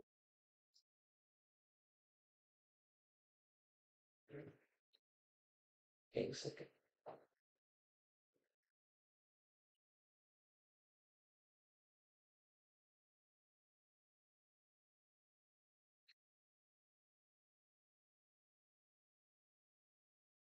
So directors are ethically bound to prepare financial statement which reflect a true and fair view. It is in the self-interest in the pension scheme that is making the director consider a change in accounting policy in order to maximize the profit for maximizing their bonus potential. ये अब क्यों बोला कि अगर EB account debit नहीं होएगा, PNL debit नहीं होगा, तो प्रॉफिट ज्यादा आएगा, प्रॉफिट ज्यादा आएगा तो बोनस ज्यादा कमाएंगे। तो ये थोड़ी सपोर्टिंग बात है, इसको मैं हाईलाइट नहीं कर रहा, बात अच्छी है पर हाईलाइट नहीं कर रहा हूँ। The amendment to the pension scheme is a past service cost in terms of Ind AS 19 which should be expensed to the P&L, और उसके बाद this would impact the operating profit, thereby reducing the potential bonus. Additionally, it appears that director wish to manipulate aspects of the pension scheme such as current service, and since the pension scheme is given to be in deficit, the net finance cost, the directors are purposefully manipulating the presentation. तो ये भी सब supporting बातें चल रही है। Directors need to understand their ethical responsibilities. As a meaningful addition, director could use, ये बहुत अच्छा line है actually. The director could use other tools and indicators to explain the company result. एक कंपनी को रिजल्ट एक्सप्लेन करने का अलग दूसरा तरीका है। आप कैश फ्रॉम ऑपरेशंस बताओ, तो कैश फ्रॉम ऑपरेशन में क्या होता है, नॉन कैश एक्सपेंस जो है जैसे ईबी है वगैरह, ये तो प्रोविजन है ना, एक्चुअली तो पेमेंट हुआ नहीं है। तो आप जो है such a drawing attention of the users to cash generated from operations पे लेके जाओ। Major such as EBITDA के बारे में बताओ, क्योंकि यहाँ पे आपका प्रोविजंस का इम्पैक्ट नहीं आएगा। When a chartered accountant discovers that company's financial statement has been compromised, they have two options. They can either, तो सीए का बात आया यहाँ पे, तो सीए जो है they can either report the non compliance to the authorities और consider withdrawal from the engagement. ये थोड़ा ऑडिटर का लैंग्वेज जैसा है। Even if you are accountant you can withdraw from the engagement. Both the actions ensure integrity transparency interest of stakeholders at large. वापस से clause 578 of part 1 of second schedule के बारे में यहाँ पे बोली। तो ये केस में अगर हम लोग बात करते हैं, अपना डायग्राम में जाते हैं,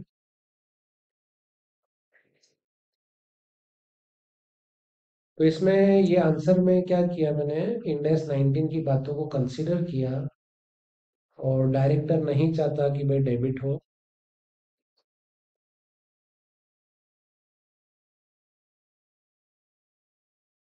क्वेश्चन नंबर कौन सा है अपना, ये module question 5। So in module question 5, directors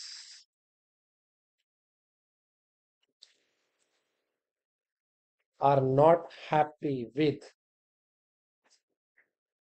EB account being debited to the P&L.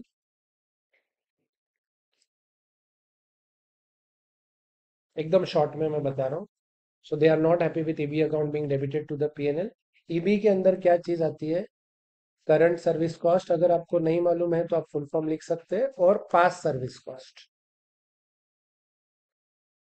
EB के अंदर ये दो बातें आती है, करंट सर्विस कॉस्ट और पास सर्विस कॉस्ट। और हमको डिस्कस करने को बोला है एथिकल एंड अकाउंटिंग इम्प्लीकेशंस, बराबर।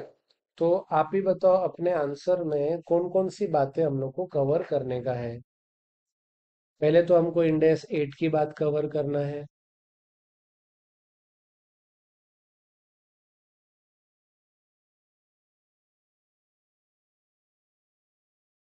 इंड एस 8 का नाम बहुत बड़ा है, accounting policy, changes in accounting estimate, errors वगैरह।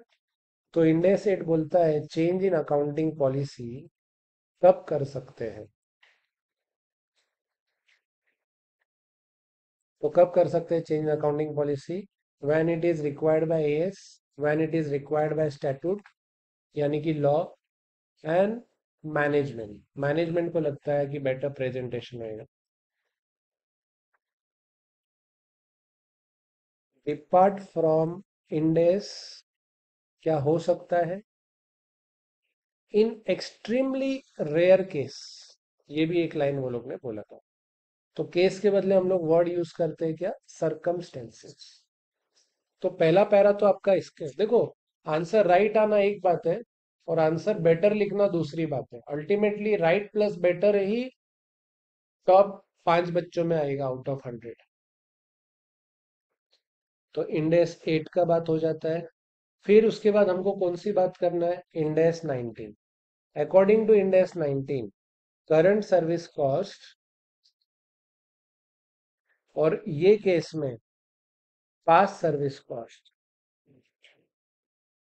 Should be charge to PNL, should be expense to PNL.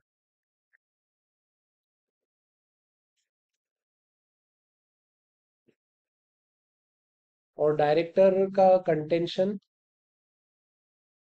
तो उसका हिडन ऑब्जेक्टिव के बारे में आप बातें लिख सकते हो। Not to debit current service cost और past service cost to PNL, क्या रीजन हो सकता है डायरेक्टर का? Yes, to keep profits high and get या रिसीव मोर बोनस। बराबर है।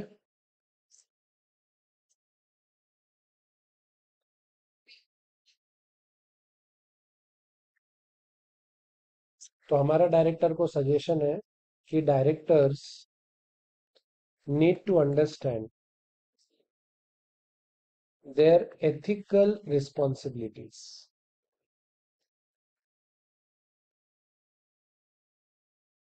and avoid implementing proposed change in policy.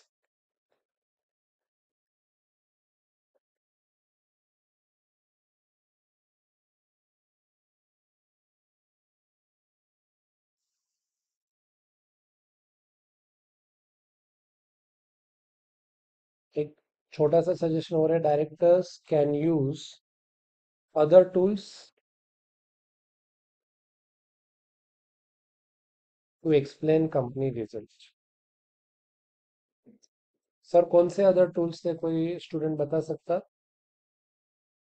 Cash flow from operations यानी कि इंडेक्स 7 इसी के लिए आया है, क्योंकि बिजनेस वाले बोलते हैं यार तुम लोग तो नेट प्रॉफिट, कैश है ही नहीं, नेट प्रॉफिट इतना ज्यादा दिखा रहे हो, तो इसकी वजह से कैश फ्लो स्टेटमेंट आया। और एक दिखा सकता है क्या? EBITDA, SFM वाले।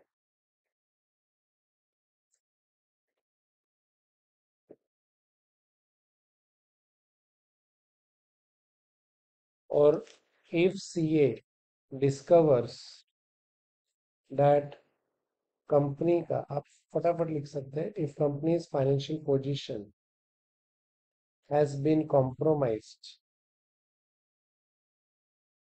Through misstatement. तो अगर कॉम्प्रोमाइज हुआ तो हमारे पास दो ऑप्शन है, या तो हम लोग रिपोर्ट कर देंगे to the authorities, report non compliance to authorities, और दूसरा ऑप्शन क्या है? Withdrawal from engagement. और अगर आप कंटिन्यू करते हो तो फिर क्लॉज 5, 6, 7 वो सब आ जाएगा।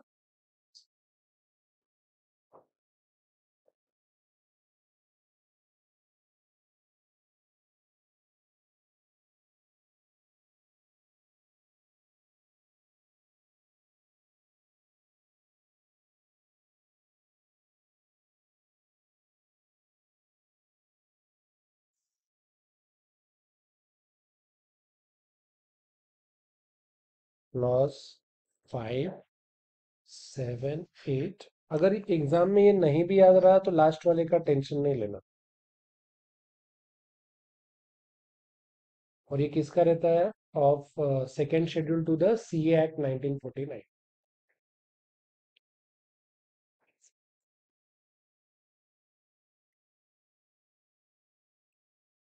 तो अपना जो आंसर है इंडेक्स 8 के ऊपर आता है, फिर इंडेक्स 19 के ऊपर आता है। नॉर्मल बच्चा क्या करेगा, अगर उसको याद भी रहा तो 8 और 19 पे रुक के थक जाएगा, फिर उसको 20% मार्क्स मिलेगा। आपको आगे तक लिखना है। डायरेक्टर का कंटेंशन क्या है, डायरेक्टर को क्या करना चाहिए वो भी बताया, क्योंकि वो लोग ने डिस्कस करने को बोला ना।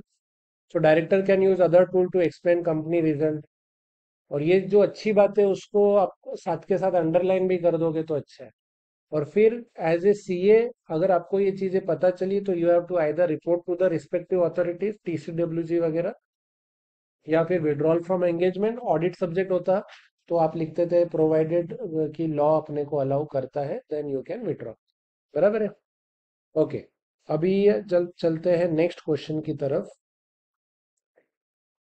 Question number 6। ये छोटा क्वेश्चन है। पिछला क्वेश्चन का जो आंसर है ना, जो अपना आप बोल सकते हैं आधा एक पेज में कवर हुआ, आपने जो लिखा तो उसका आंसर ऐसे कि इसमें बहुत बड़ा आंसर था, ऑलमोस्ट 2 पेज का आंसर था वो।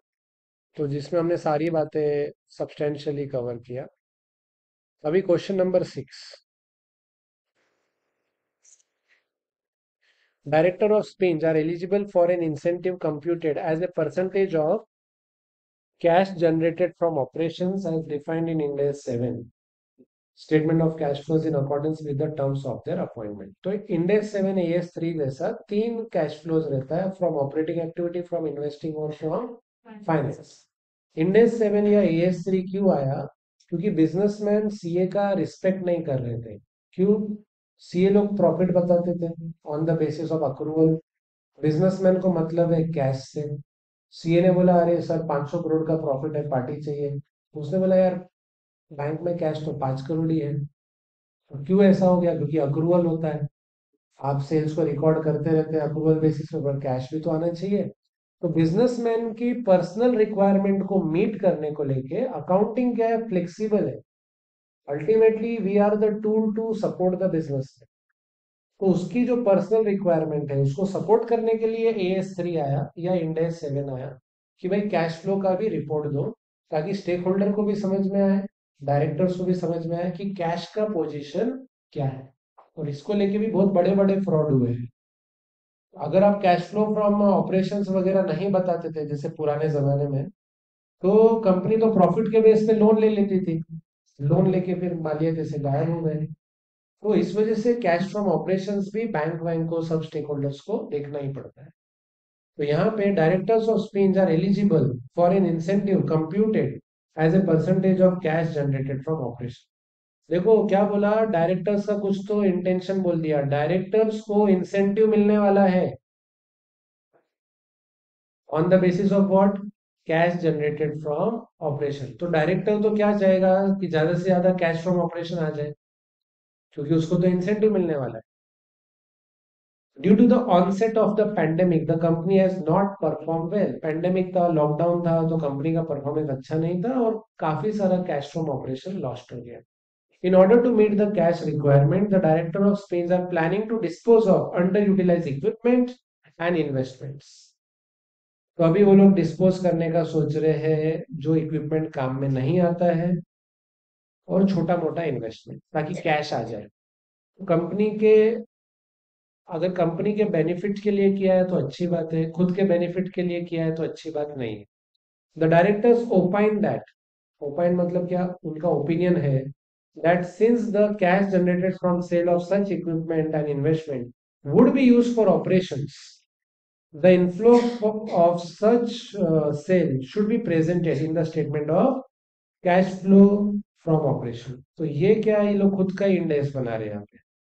तो this is in contravention with the Ind AS. आपको कैश मिला from sale of equipment investment, तो वो तो आपका इन्वेस्टिंग एक्टिविटी में जाएगा, वो लोग बोल रहे हैं नहीं, उसको ऑपरेटिंग में ले लो। The directors are concerned about meeting the targets in order to ensure security of their job and feel that this statement would enhance the cash flow picture of the business. The influence of such equipment have the potential to make the cash from operation figure positive. Does the ethical responsibility of CA, who is an employee, to ensure that the manipulation of the statement of cash flow as suggested by the director does not occur? तो आपको discuss करने का है इस ethical responsibility of a CA of this company. So definitely this is in contravention. और अभी तक तो आपको आइडिया आ गया है कि आंसर कैसे लिखना है. तो यहाँ पे इंडेक्स 7 का आंसर आएगा और आपका एथिकल रिस्पॉन्सिबिलिटी और डायरेक्टर का एथिकल रिस्पॉन्सिबिलिटी आएगा. तो यहाँ पे in order to meet the targets, it is quite possible that management may want to prevent a company's result in a favorable manner. Such an objective could be achieved by employing creative accounting techniques. देखो क्या बोला उसने, word क्या use किया, creative accounting techniques. तो director अपने हिसाब से कुछ क्रिएटिविटी कर रहे हैं अकाउंटिंग में, लेकिन हम लोग अकाउंट्स में क्रिएटिविटी का स्कोप नहीं है. और as can be seen in this case by inaccurate classification. आज जब लेक्चर चालू हुआ तो मैंने आपको 4-5 वर्ड्स बोला था, अगर वो कॉम्प्रोमाइज हो जाते हैं तो आवाज उठाना पड़ता है. Recognition, measurement, classification, presentation. As para number so and so. Para number याद रखने का कुछ जरूरत नहीं होता है. Ind 7 separate disclosure of cash flow arising from investment is important because the cash flow represents the extent to which expenditure have been made. तो यहाँ पे क्या बोला, cash flow arising from investing. Only expenditure that result in recognized asset in the balance sheet are eligible for classification as investing activity. और example of investment activities भी आपको यहाँ पे दे दिया. Presenting proceeds of sale of investment and underutilized equipment as part of cash from operation gives a misleading picture of the financial statement. और जो director ने किया उससे मिसलीडिंग हो जाएगा.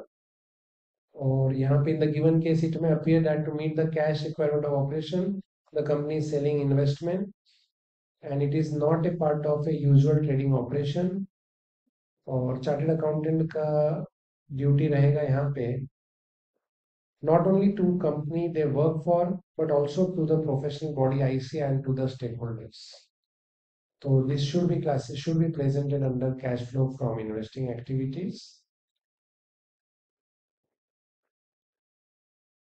Prevent करेगा मैनेजमेंट को, must bring into attention of the auditors और प्रोफेशनल सब और अदरवाइज प्रोफेशनल मिसकंडक्ट हो जाएगा.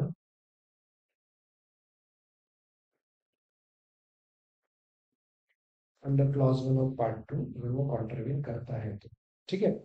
तो ये केस में अगर हम लोग देखें शॉर्ट में अगर लिखने जाए तो मैं शॉर्ट में क्या लिखने वाला हूँ कि जो कंपनी है, कंपनी के डायरेक्टर ने सेल किया इक्विपमेंट और उसको कैश फ्रॉम ऑपरेशन बताया जानबूझ के, क्योंकि उसका बोनस कैश फ्रॉम ऑपरेशन पे डिपेंड करता है. और फिर आइडियली क्या होना चाहिए वो बताएंगे. तो इसका आंसर हम लोग बहुत ज्यादा, क्योंकि सेम बातें अभी रिपीट हो रहा है तो एकदम शॉर्ट में लिख रहे हैं इसको. सो मॉड्यूल क्वेश्चन 6, कंपनी डायरेक्टर्स ने सेल किया इक्विपमेंट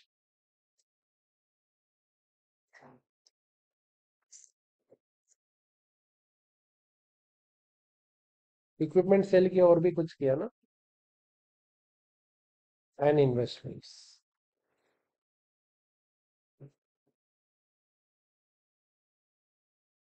ठीक है. तो डायरेक्टर क्या चाहता है, जो क्वेश्चन ने बोला, director want to show to present this as cash from operations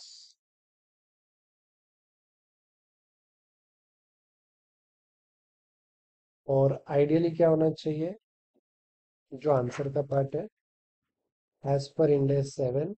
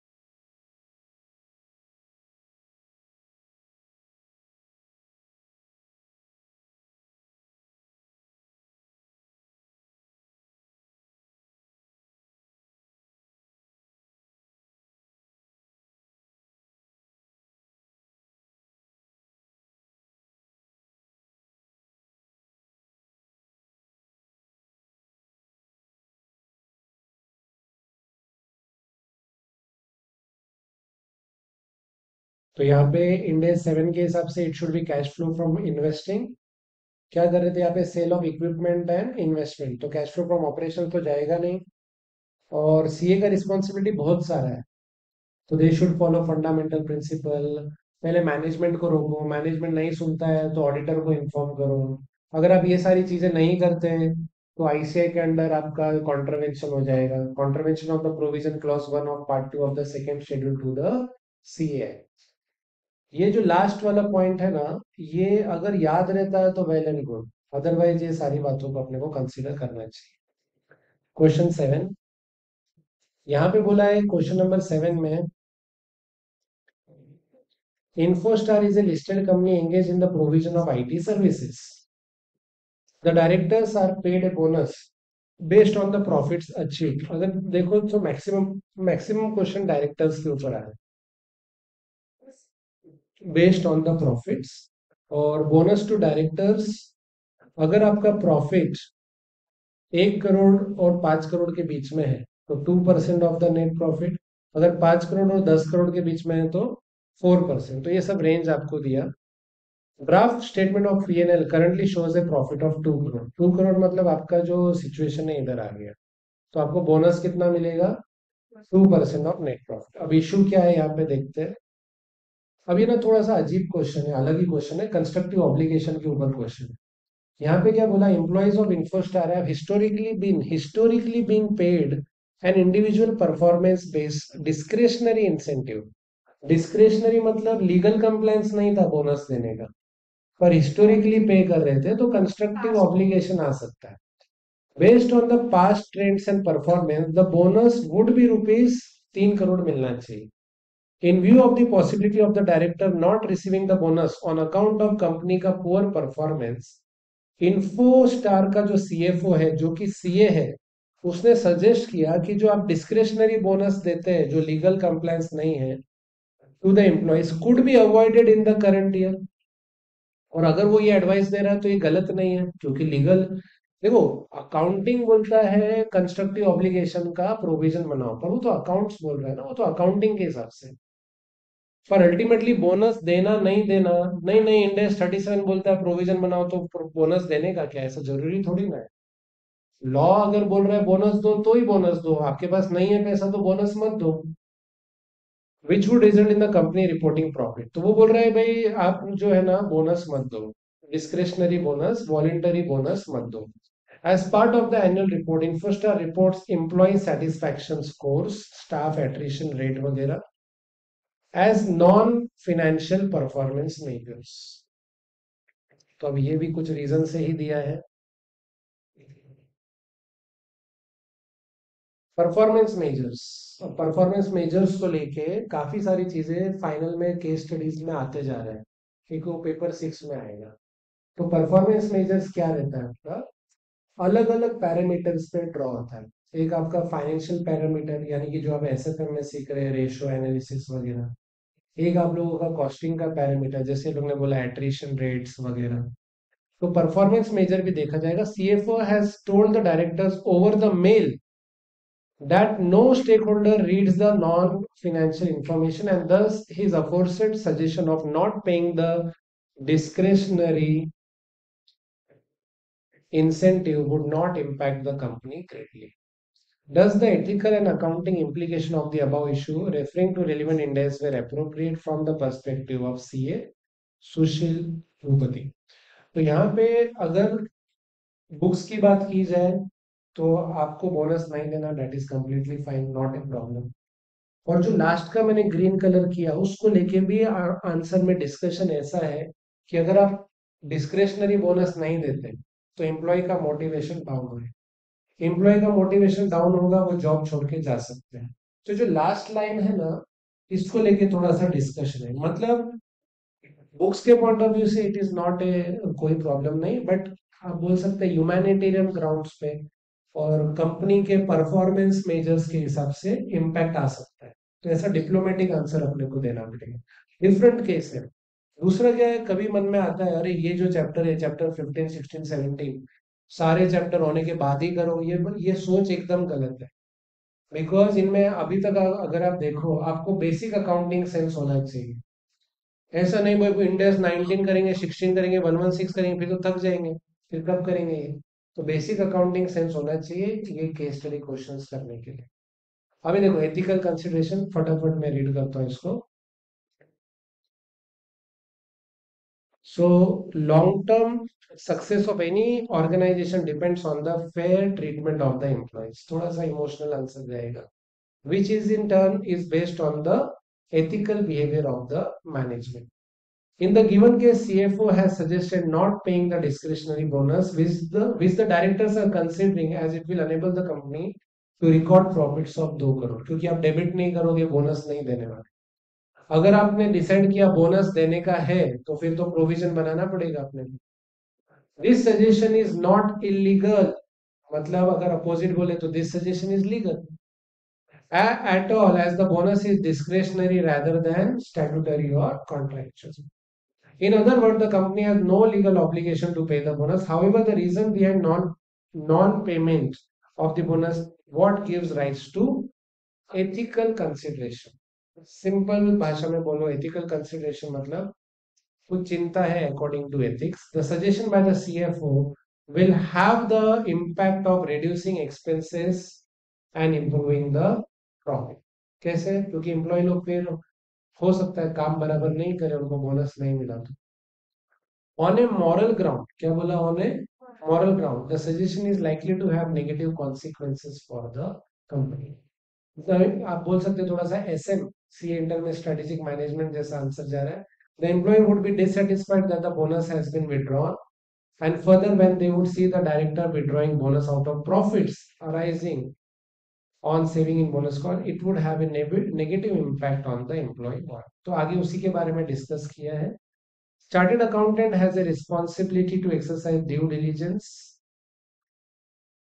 It would be unethical for a CA to guide the management on matters which may result into any kind of disadvantage to the stakeholders. अभी तक का best line. अगर आप accounting के point of view से देखो तो हम लोग बोलेंगे नहीं सर ये लाइन हम क्यों लिखे, पर आपका जो स्कोप है वो अकाउंट से बड़ा बनाया गया है, इस वजह से ये चैप्टर्स को इंक्लूड किया।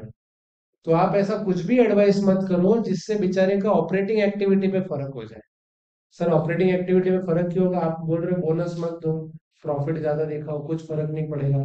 मैनेजमेंट हो सकता है 10वीं 12वीं पास, बहुत बड़ा बिजनेसमैन हो, तो आप ऐसा कुछ भी एडवाइस मत करो जिसकी वजह से उसको ऑपरेटिंग पे अफेक्ट होगा। Further, a distinguishing mark of the accounting profession is its acceptance of responsibility to act in the public interest. CA responsibility is not exclusively to satisfy the need of individual client.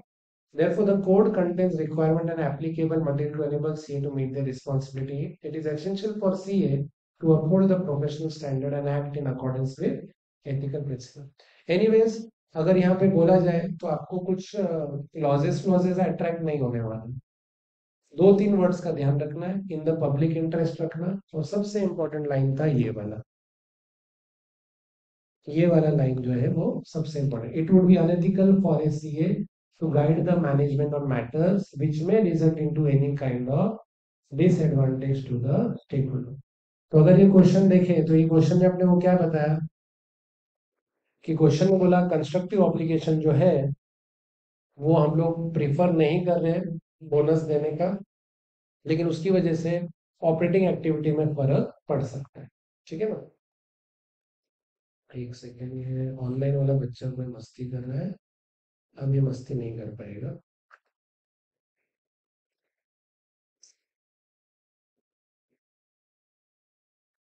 Okay, next question देखते हैं। तो ये हो गया अपना कौन सा question number 7 हो गया। ये न्यू कोर्स के बुक के हिसाब से है जो भी। Okay, question number 8। Agastya is a listed company engaged in the business of manufacturing automotive parts. The company is preparing the financial statements for the year ended 31st March 2023. The directors are entitled to an incentive based on the operating profit margin. ये भी question थोड़ा सा जा रहा है किसकी तरफ? Directors. You have been appointed as a consultant to advise on the preparation of the financial statement and you notice the following issue. Draft financial statement include an amount of rupees 75 lakh given as loan to the director. The loan has no specific repayment terms, कब repay करेंगे पता नहीं. The same is repayable on demand. Now directors have included such loan. ऐसे तो accountant का जिम्मेदारी था, पर यहाँ पे क्या बोला, यहाँ पे गड़बड़ हो गया. Directors have included such loan under the heading of cash and cash equivalent. और कैश एंड कैश इक्विवेलेंट में वो चीज आता है जो 3 महीने के अंदर रियलाइज होने वाला है. यहाँ पे तो loan he is repayable on demand जरूर है, लेकिन कब रीपे करेंगे कुछ पता नहीं है. They have reasoned that since such loan which is advanced to one of the director is repayable on demand, it is readily convertible to cash. Justification भी वैसे जबरदस्त दिया है उन्होंने. Further, the directors opined that such presentation should not be a problem even under the Ind AS framework, as financial statements are prepared in accordance with accounting policy, which is the choice of the company. And in this case, Agastya has made a policy choice to show such loan as a cash equivalent. तो वो इसको जानबूझ के justify करने का कोशिश कर रहे हैं कि it is an accounting policy का चॉइस, जो कि गलत बात है. डिस्कस करने का एथिकल एंड अकाउंटिंग इम्प्लीकेशन. तो यहाँ पे जो इंपॉर्टेंट लाइन आएगा वो ये आएगा कि as per Ind AS 7 cash equivalents are short term highly liquid investment readily convertible to known amount of cash and which are subject to insignificant risk of changes in the value. However, the loan given to the director is not in place to manage its short-term cash commitment. It has no fixed repayment date, and the likelihood of the director default is also not known. Therefore, classification as cash equivalent is inappropriate. तो ये case में क्या हुआ, company ने directors को loan दिया है, loan given है.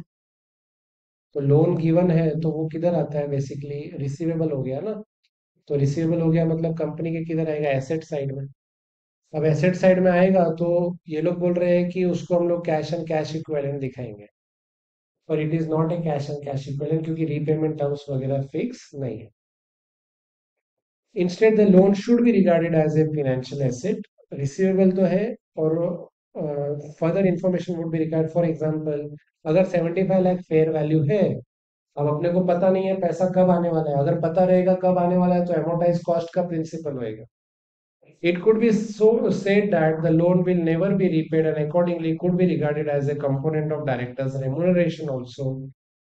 Further, since the director is likely to fall into category of key management personnel, तो Ind AS 24 के हिसाब से भी डिस्क्लोजर देना जरूरी. So the treatment of loan as cash equivalent breached, वो ठीक है, टू फंडामेंटल वो ठीक है. तो यहां तक जो है आंसर अच्छा था, ठीक है ना.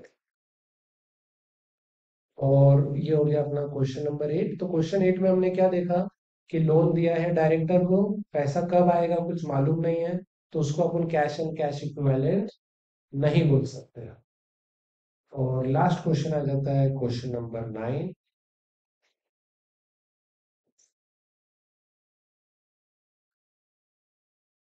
As at 31st March, Mitra Limited had a plan to dispose of 75% subsidiary Dosti Limited. Dispose of subsidiary. तो आपका जो सब्सिडियरी है, सब्सिडियरी का नाम क्या बोला उन लोगों ने, दोस्ती लिमिटेड. और दोस्ती लिमिटेड के अंदर आपका जो स्टेक है मित्रा लिमिटेड का, वो स्टेक है आपका कितना, 75%. तो 25% स्टेक किसी और का रहेगा. The plan has been approved by the board and was reported in the media. यानी कि वैलिड एक्सपेक्टेशंस क्रिएट होने वाला है मीडिया के सामने, पब्लिक के सामने. It is expected that Jaya Limited, the LC and Dosti holding 25% stake will acquire the 75% equity as well. वो जो 25% स्टेक था वो किसका था, जया लिमिटेड का. जया लिमिटेड का 25% स्टेक था. Now it is expected that Jaya Limited, the NCI in Dosti holding 25% stake will acquire the 75% interest as well. The sale is expected to be completed by October 2024. तो आपका agreement कब हुआ, plan कब बना आपने dispose of का, 31 मार्च 2024 को. Dispose होने का आसार कब तक है, अक्टूबर 24. ये कहाँ पे जा रहा है, ये non current asset held for cell पे जा रहा है. आप इन्वेस्टमेंट इन सब्सिडियरी को भी सेल कर सकते हैं। तो इसके दो अकाउंटिंग ट्रीटमेंट है। कुछ क्वेश्चन तो इसका 103 के अंदर है, 110 के अंदर है कि आप 75% से 0% पे आ गए, तो उसका रिवर्स अकाउंटिंग ट्रीटमेंट होता है। आप नेट एसेट्स रिकॉर्ड करते थे तो टू नेट एसेट्स रहेगा, एनसीआर का क्रेडिट बैलेंस था तो डेबिट हो जाए, ठीक है। और एक जाता है disposal, disposal of the group करके है, non current asset held for cell के अंदर। तो उसके अंदर कुछ 5 कंडीशन है। क्या बोर्ड ऑफ डायरेक्टर ने अप्रूव किया, क्या एक अनाउंसमेंट हुआ है कि नहीं, क्या with in 1 year cell complete होने वाला है क्या। तो ये सारी बातें क्वेश्चन अपने को हिंट देते जा रहा है। Dosti is expected to have substantial trading losses in the period up to sale. Mr. X is chartered accountant who is an employee of Mitra. Mitra मतलब जो 75% parent वाला था, wish to show Dosti as head for sale in the financial statement and to create a restructuring provision to include the expected cost of disposal and future trading loss. However, the COO does not wish Dosti Limited to be categorized as held for sale. तो अपने को पहले तो prove करना पड़ेगा कि head for sale है, और जो सीईओ बोल रहा है वो गलत है। CEO is concern as to how this may affect the sale. तो सीईओ को इंडेक्स नहीं आता and would surely result in bonus targets not being met. अगर आप प्रोविजन बनाओगे तो डेबिट होएगा, फिर नेट प्रॉफिट नहीं आएगा और फिर बोनस अफेक्ट होएगा। He has argued that as the management, it is his duty to secure a high sale price to maximize the return for the shareholder. He has also hinted that Mr. X का job could be at stake if such a provision were to be made. तो यहाँ पे उसने उसको धमकी भी दे दिया कि आपका जॉब जा सकता है। आप बोल सकते हैं intimidation threat. The expected cost from the sale are as follows. तो जो एक्सपेक्टेड कॉस्ट फ्रॉम सेल है ना, इसको लेके भी इंडेक्स 105 के अंदर प्रोविजन है कि फ्यूचर ट्रेडिंग लॉस को लेके प्रोविजन नहीं बनाते हैं। Various legal cost for sale, ये डीएसी है, तो इसको लेके हम लोग प्रोविजन बना सकते हैं। Redundancy cost for employee related provision बना सकते हैं। इम्पेयरमेंट का कोई भी प्रोविजन नहीं बनता क्योंकि 105 बोलता है कॉस्ट और fair value which ever is less बोलता है already. Discuss the accounting treatment which Mitra limited should adopt. तो आपको आइडियली क्या करना चाहिए वो बताना है, और डिस्कस द एथिकल इशू, दो चीजें बोलना। तो यहाँ पे अपना आंसर 105 के हिसाब से जाएगा। Non current asset held for sale and discontinued operation उसका नाम है। Shall classify non current asset और disposal group as held for sale अगर उसका carrying amount will be recovered principally through a sale transaction rather than from continuing use. The asset must be available for immediate sale, subject to only terms that are usual and contemporary, and sale must be highly probable. ये किसका provision है? 105। वो बोलता है एक तो immediate cell के लिए अवेलेबल होना चाहिए, और सेल होएगा ये हाईली प्रोबेबल है, ऐसा नहीं, और सेल 1 साल के अंदर कंप्लीट हो जाना चाहिए। For the sale to be highly probable, management का कमिटमेंट होना जरूरी है। Active program to locate a buyer, मतलब एडवर्टीजमेंट होना चाहिए जैसे ये केस में हुआ। और sale should be completed within 1 year from the date of classification. An entity that is committed to a sale plan involving loss of control of subsidiary shall classify all the assets and liability as held for sale when the above criteria are met. Based on the provisions highlighted above, the disposal of Dosti appears to meet the criteria of held for sale. तो अभी तक तो जो question का था वही बातें अभी तक आया है। और 7 मंथ्स के अंदर बोल रहा है अकॉर्डिंगली दोस्ती should treat as a disposal group since a single equity transaction is the most likely form of disposal. और प्रोविजन को लेके यहाँ पे बताया रहेगा।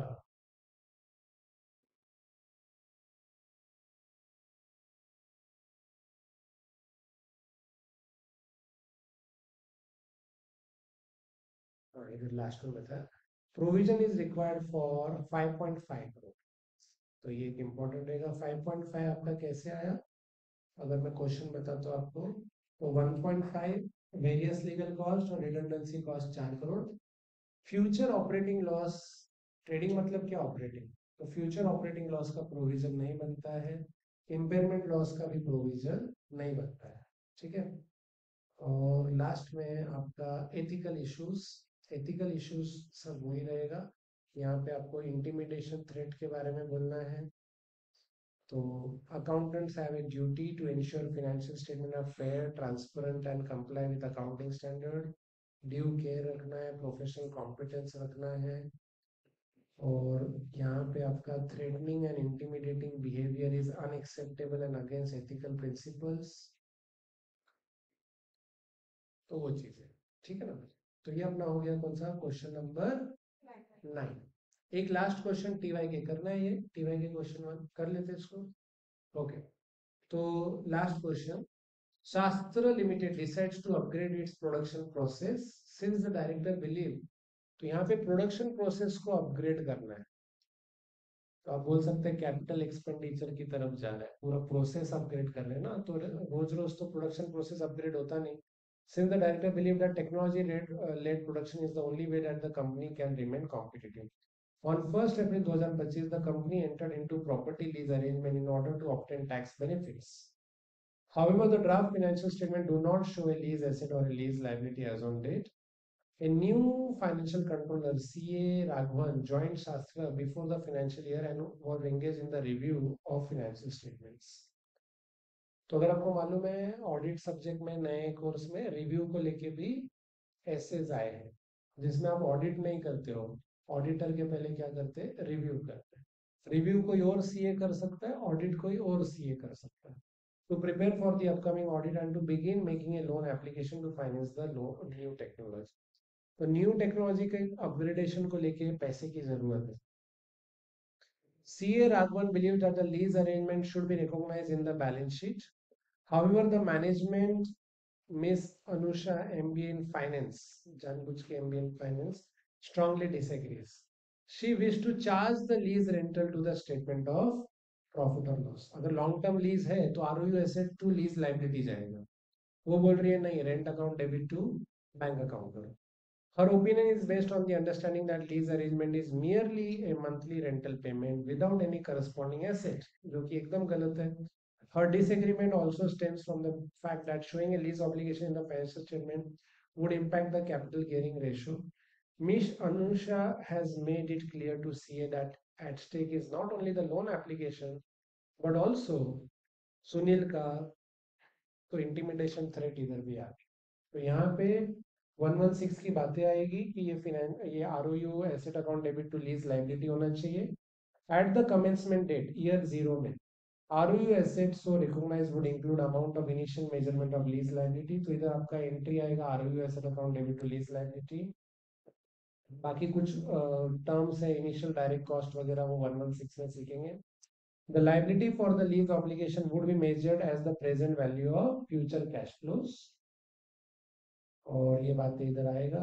फिर आपका एथिकल इश्यूज आ जाएगा यहाँ पे, तो यहाँ पे आपका इंटिमिडेशन थ्रेट हो रहा है, ऑब्जेक्टिविटी इंटीग्रिटी अफेक्ट हो रहा है, और एडवोकेसी थ्रेट आ रहा है, प्रोफेशनल कॉम्पिटेंस इम्पैक्ट हो रहा है, ठीक है ना। तो उसी बारे में सेम बातें इधर रिपीट हुआ। तो अगर जस्ट 2 मिनट में सारे केस एक बार देख रहे हैं फटाफट, तो हम लोगों ने सुबह तो ये देखा स्टार्टिंग में कि भाई ऐसे इंडेक्स कैसे सेग्रीगेटेड है, और मॉड्यूल 1 का क्वेश्चन 1 क्या बोलता था कि भाई directors are paid bonus based on profit, लेकिन यहाँ पे एक जमीन बेचा था, profit on sale of land हुआ था, to be considered when the question says that land will be purchase back within 2 months, तो क्या profit on sale of land PnL में आएगा क्या, नहीं। आंसर क्या था, it was just a financing arrangement. तो यहाँ पे खाली फाइनेंसिंग अरेंजमेंट था। फिर क्वेश्चन नंबर 2 था, जिसमें director want to treat site restoration expense to the PnL year 10 में, जो कि गलत है। We have to comply with Ind AS 16 और इंडेक्स 37। और कैसे आंसर लिखना आपने स्टार्टिंग के 6-7 क्वेश्चंस में देखा।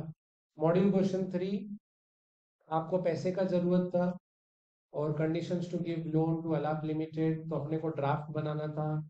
एक्चुअल करंट स्टेटमेंट का सिचुएशन अच्छा नहीं था, तो सीए को बोला भाई अच्छा रिपोर्ट बना के दो। तो यहाँ पे CA can not lose the job and therefore ethical and professional standard are at odds with pressure of personal financial circumstance, उसका अच्छा नहीं है।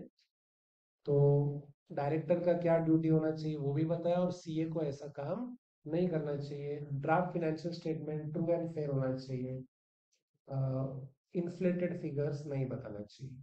मॉड्यूल क्वेश्चन 4, एग्जिस्टिंग लोन के कुछ डेप्ट कंडीशंस थे, कवेनेंट्स थे, अगर वो कंडीशंस कंप्लाई नहीं हुआ तो डेप्ट इज रीपेबल ऑन डिमांड। 5 साल का लीज था, तो आइडियली एंट्री आना चाहिए ROU asset to lease liability, मगर वो लोग ने 8 8 महीने के 10 10 महीने के 6 एग्रीमेंट्स बनाए, और वो लोग बोलते हैं कि अपन एग्जेम्पशन ले लेंगे 116 में, तो लीगली पता नहीं चलेगा लॉयर लोगों को, लेकिन ऐसा नहीं करना चाहिए।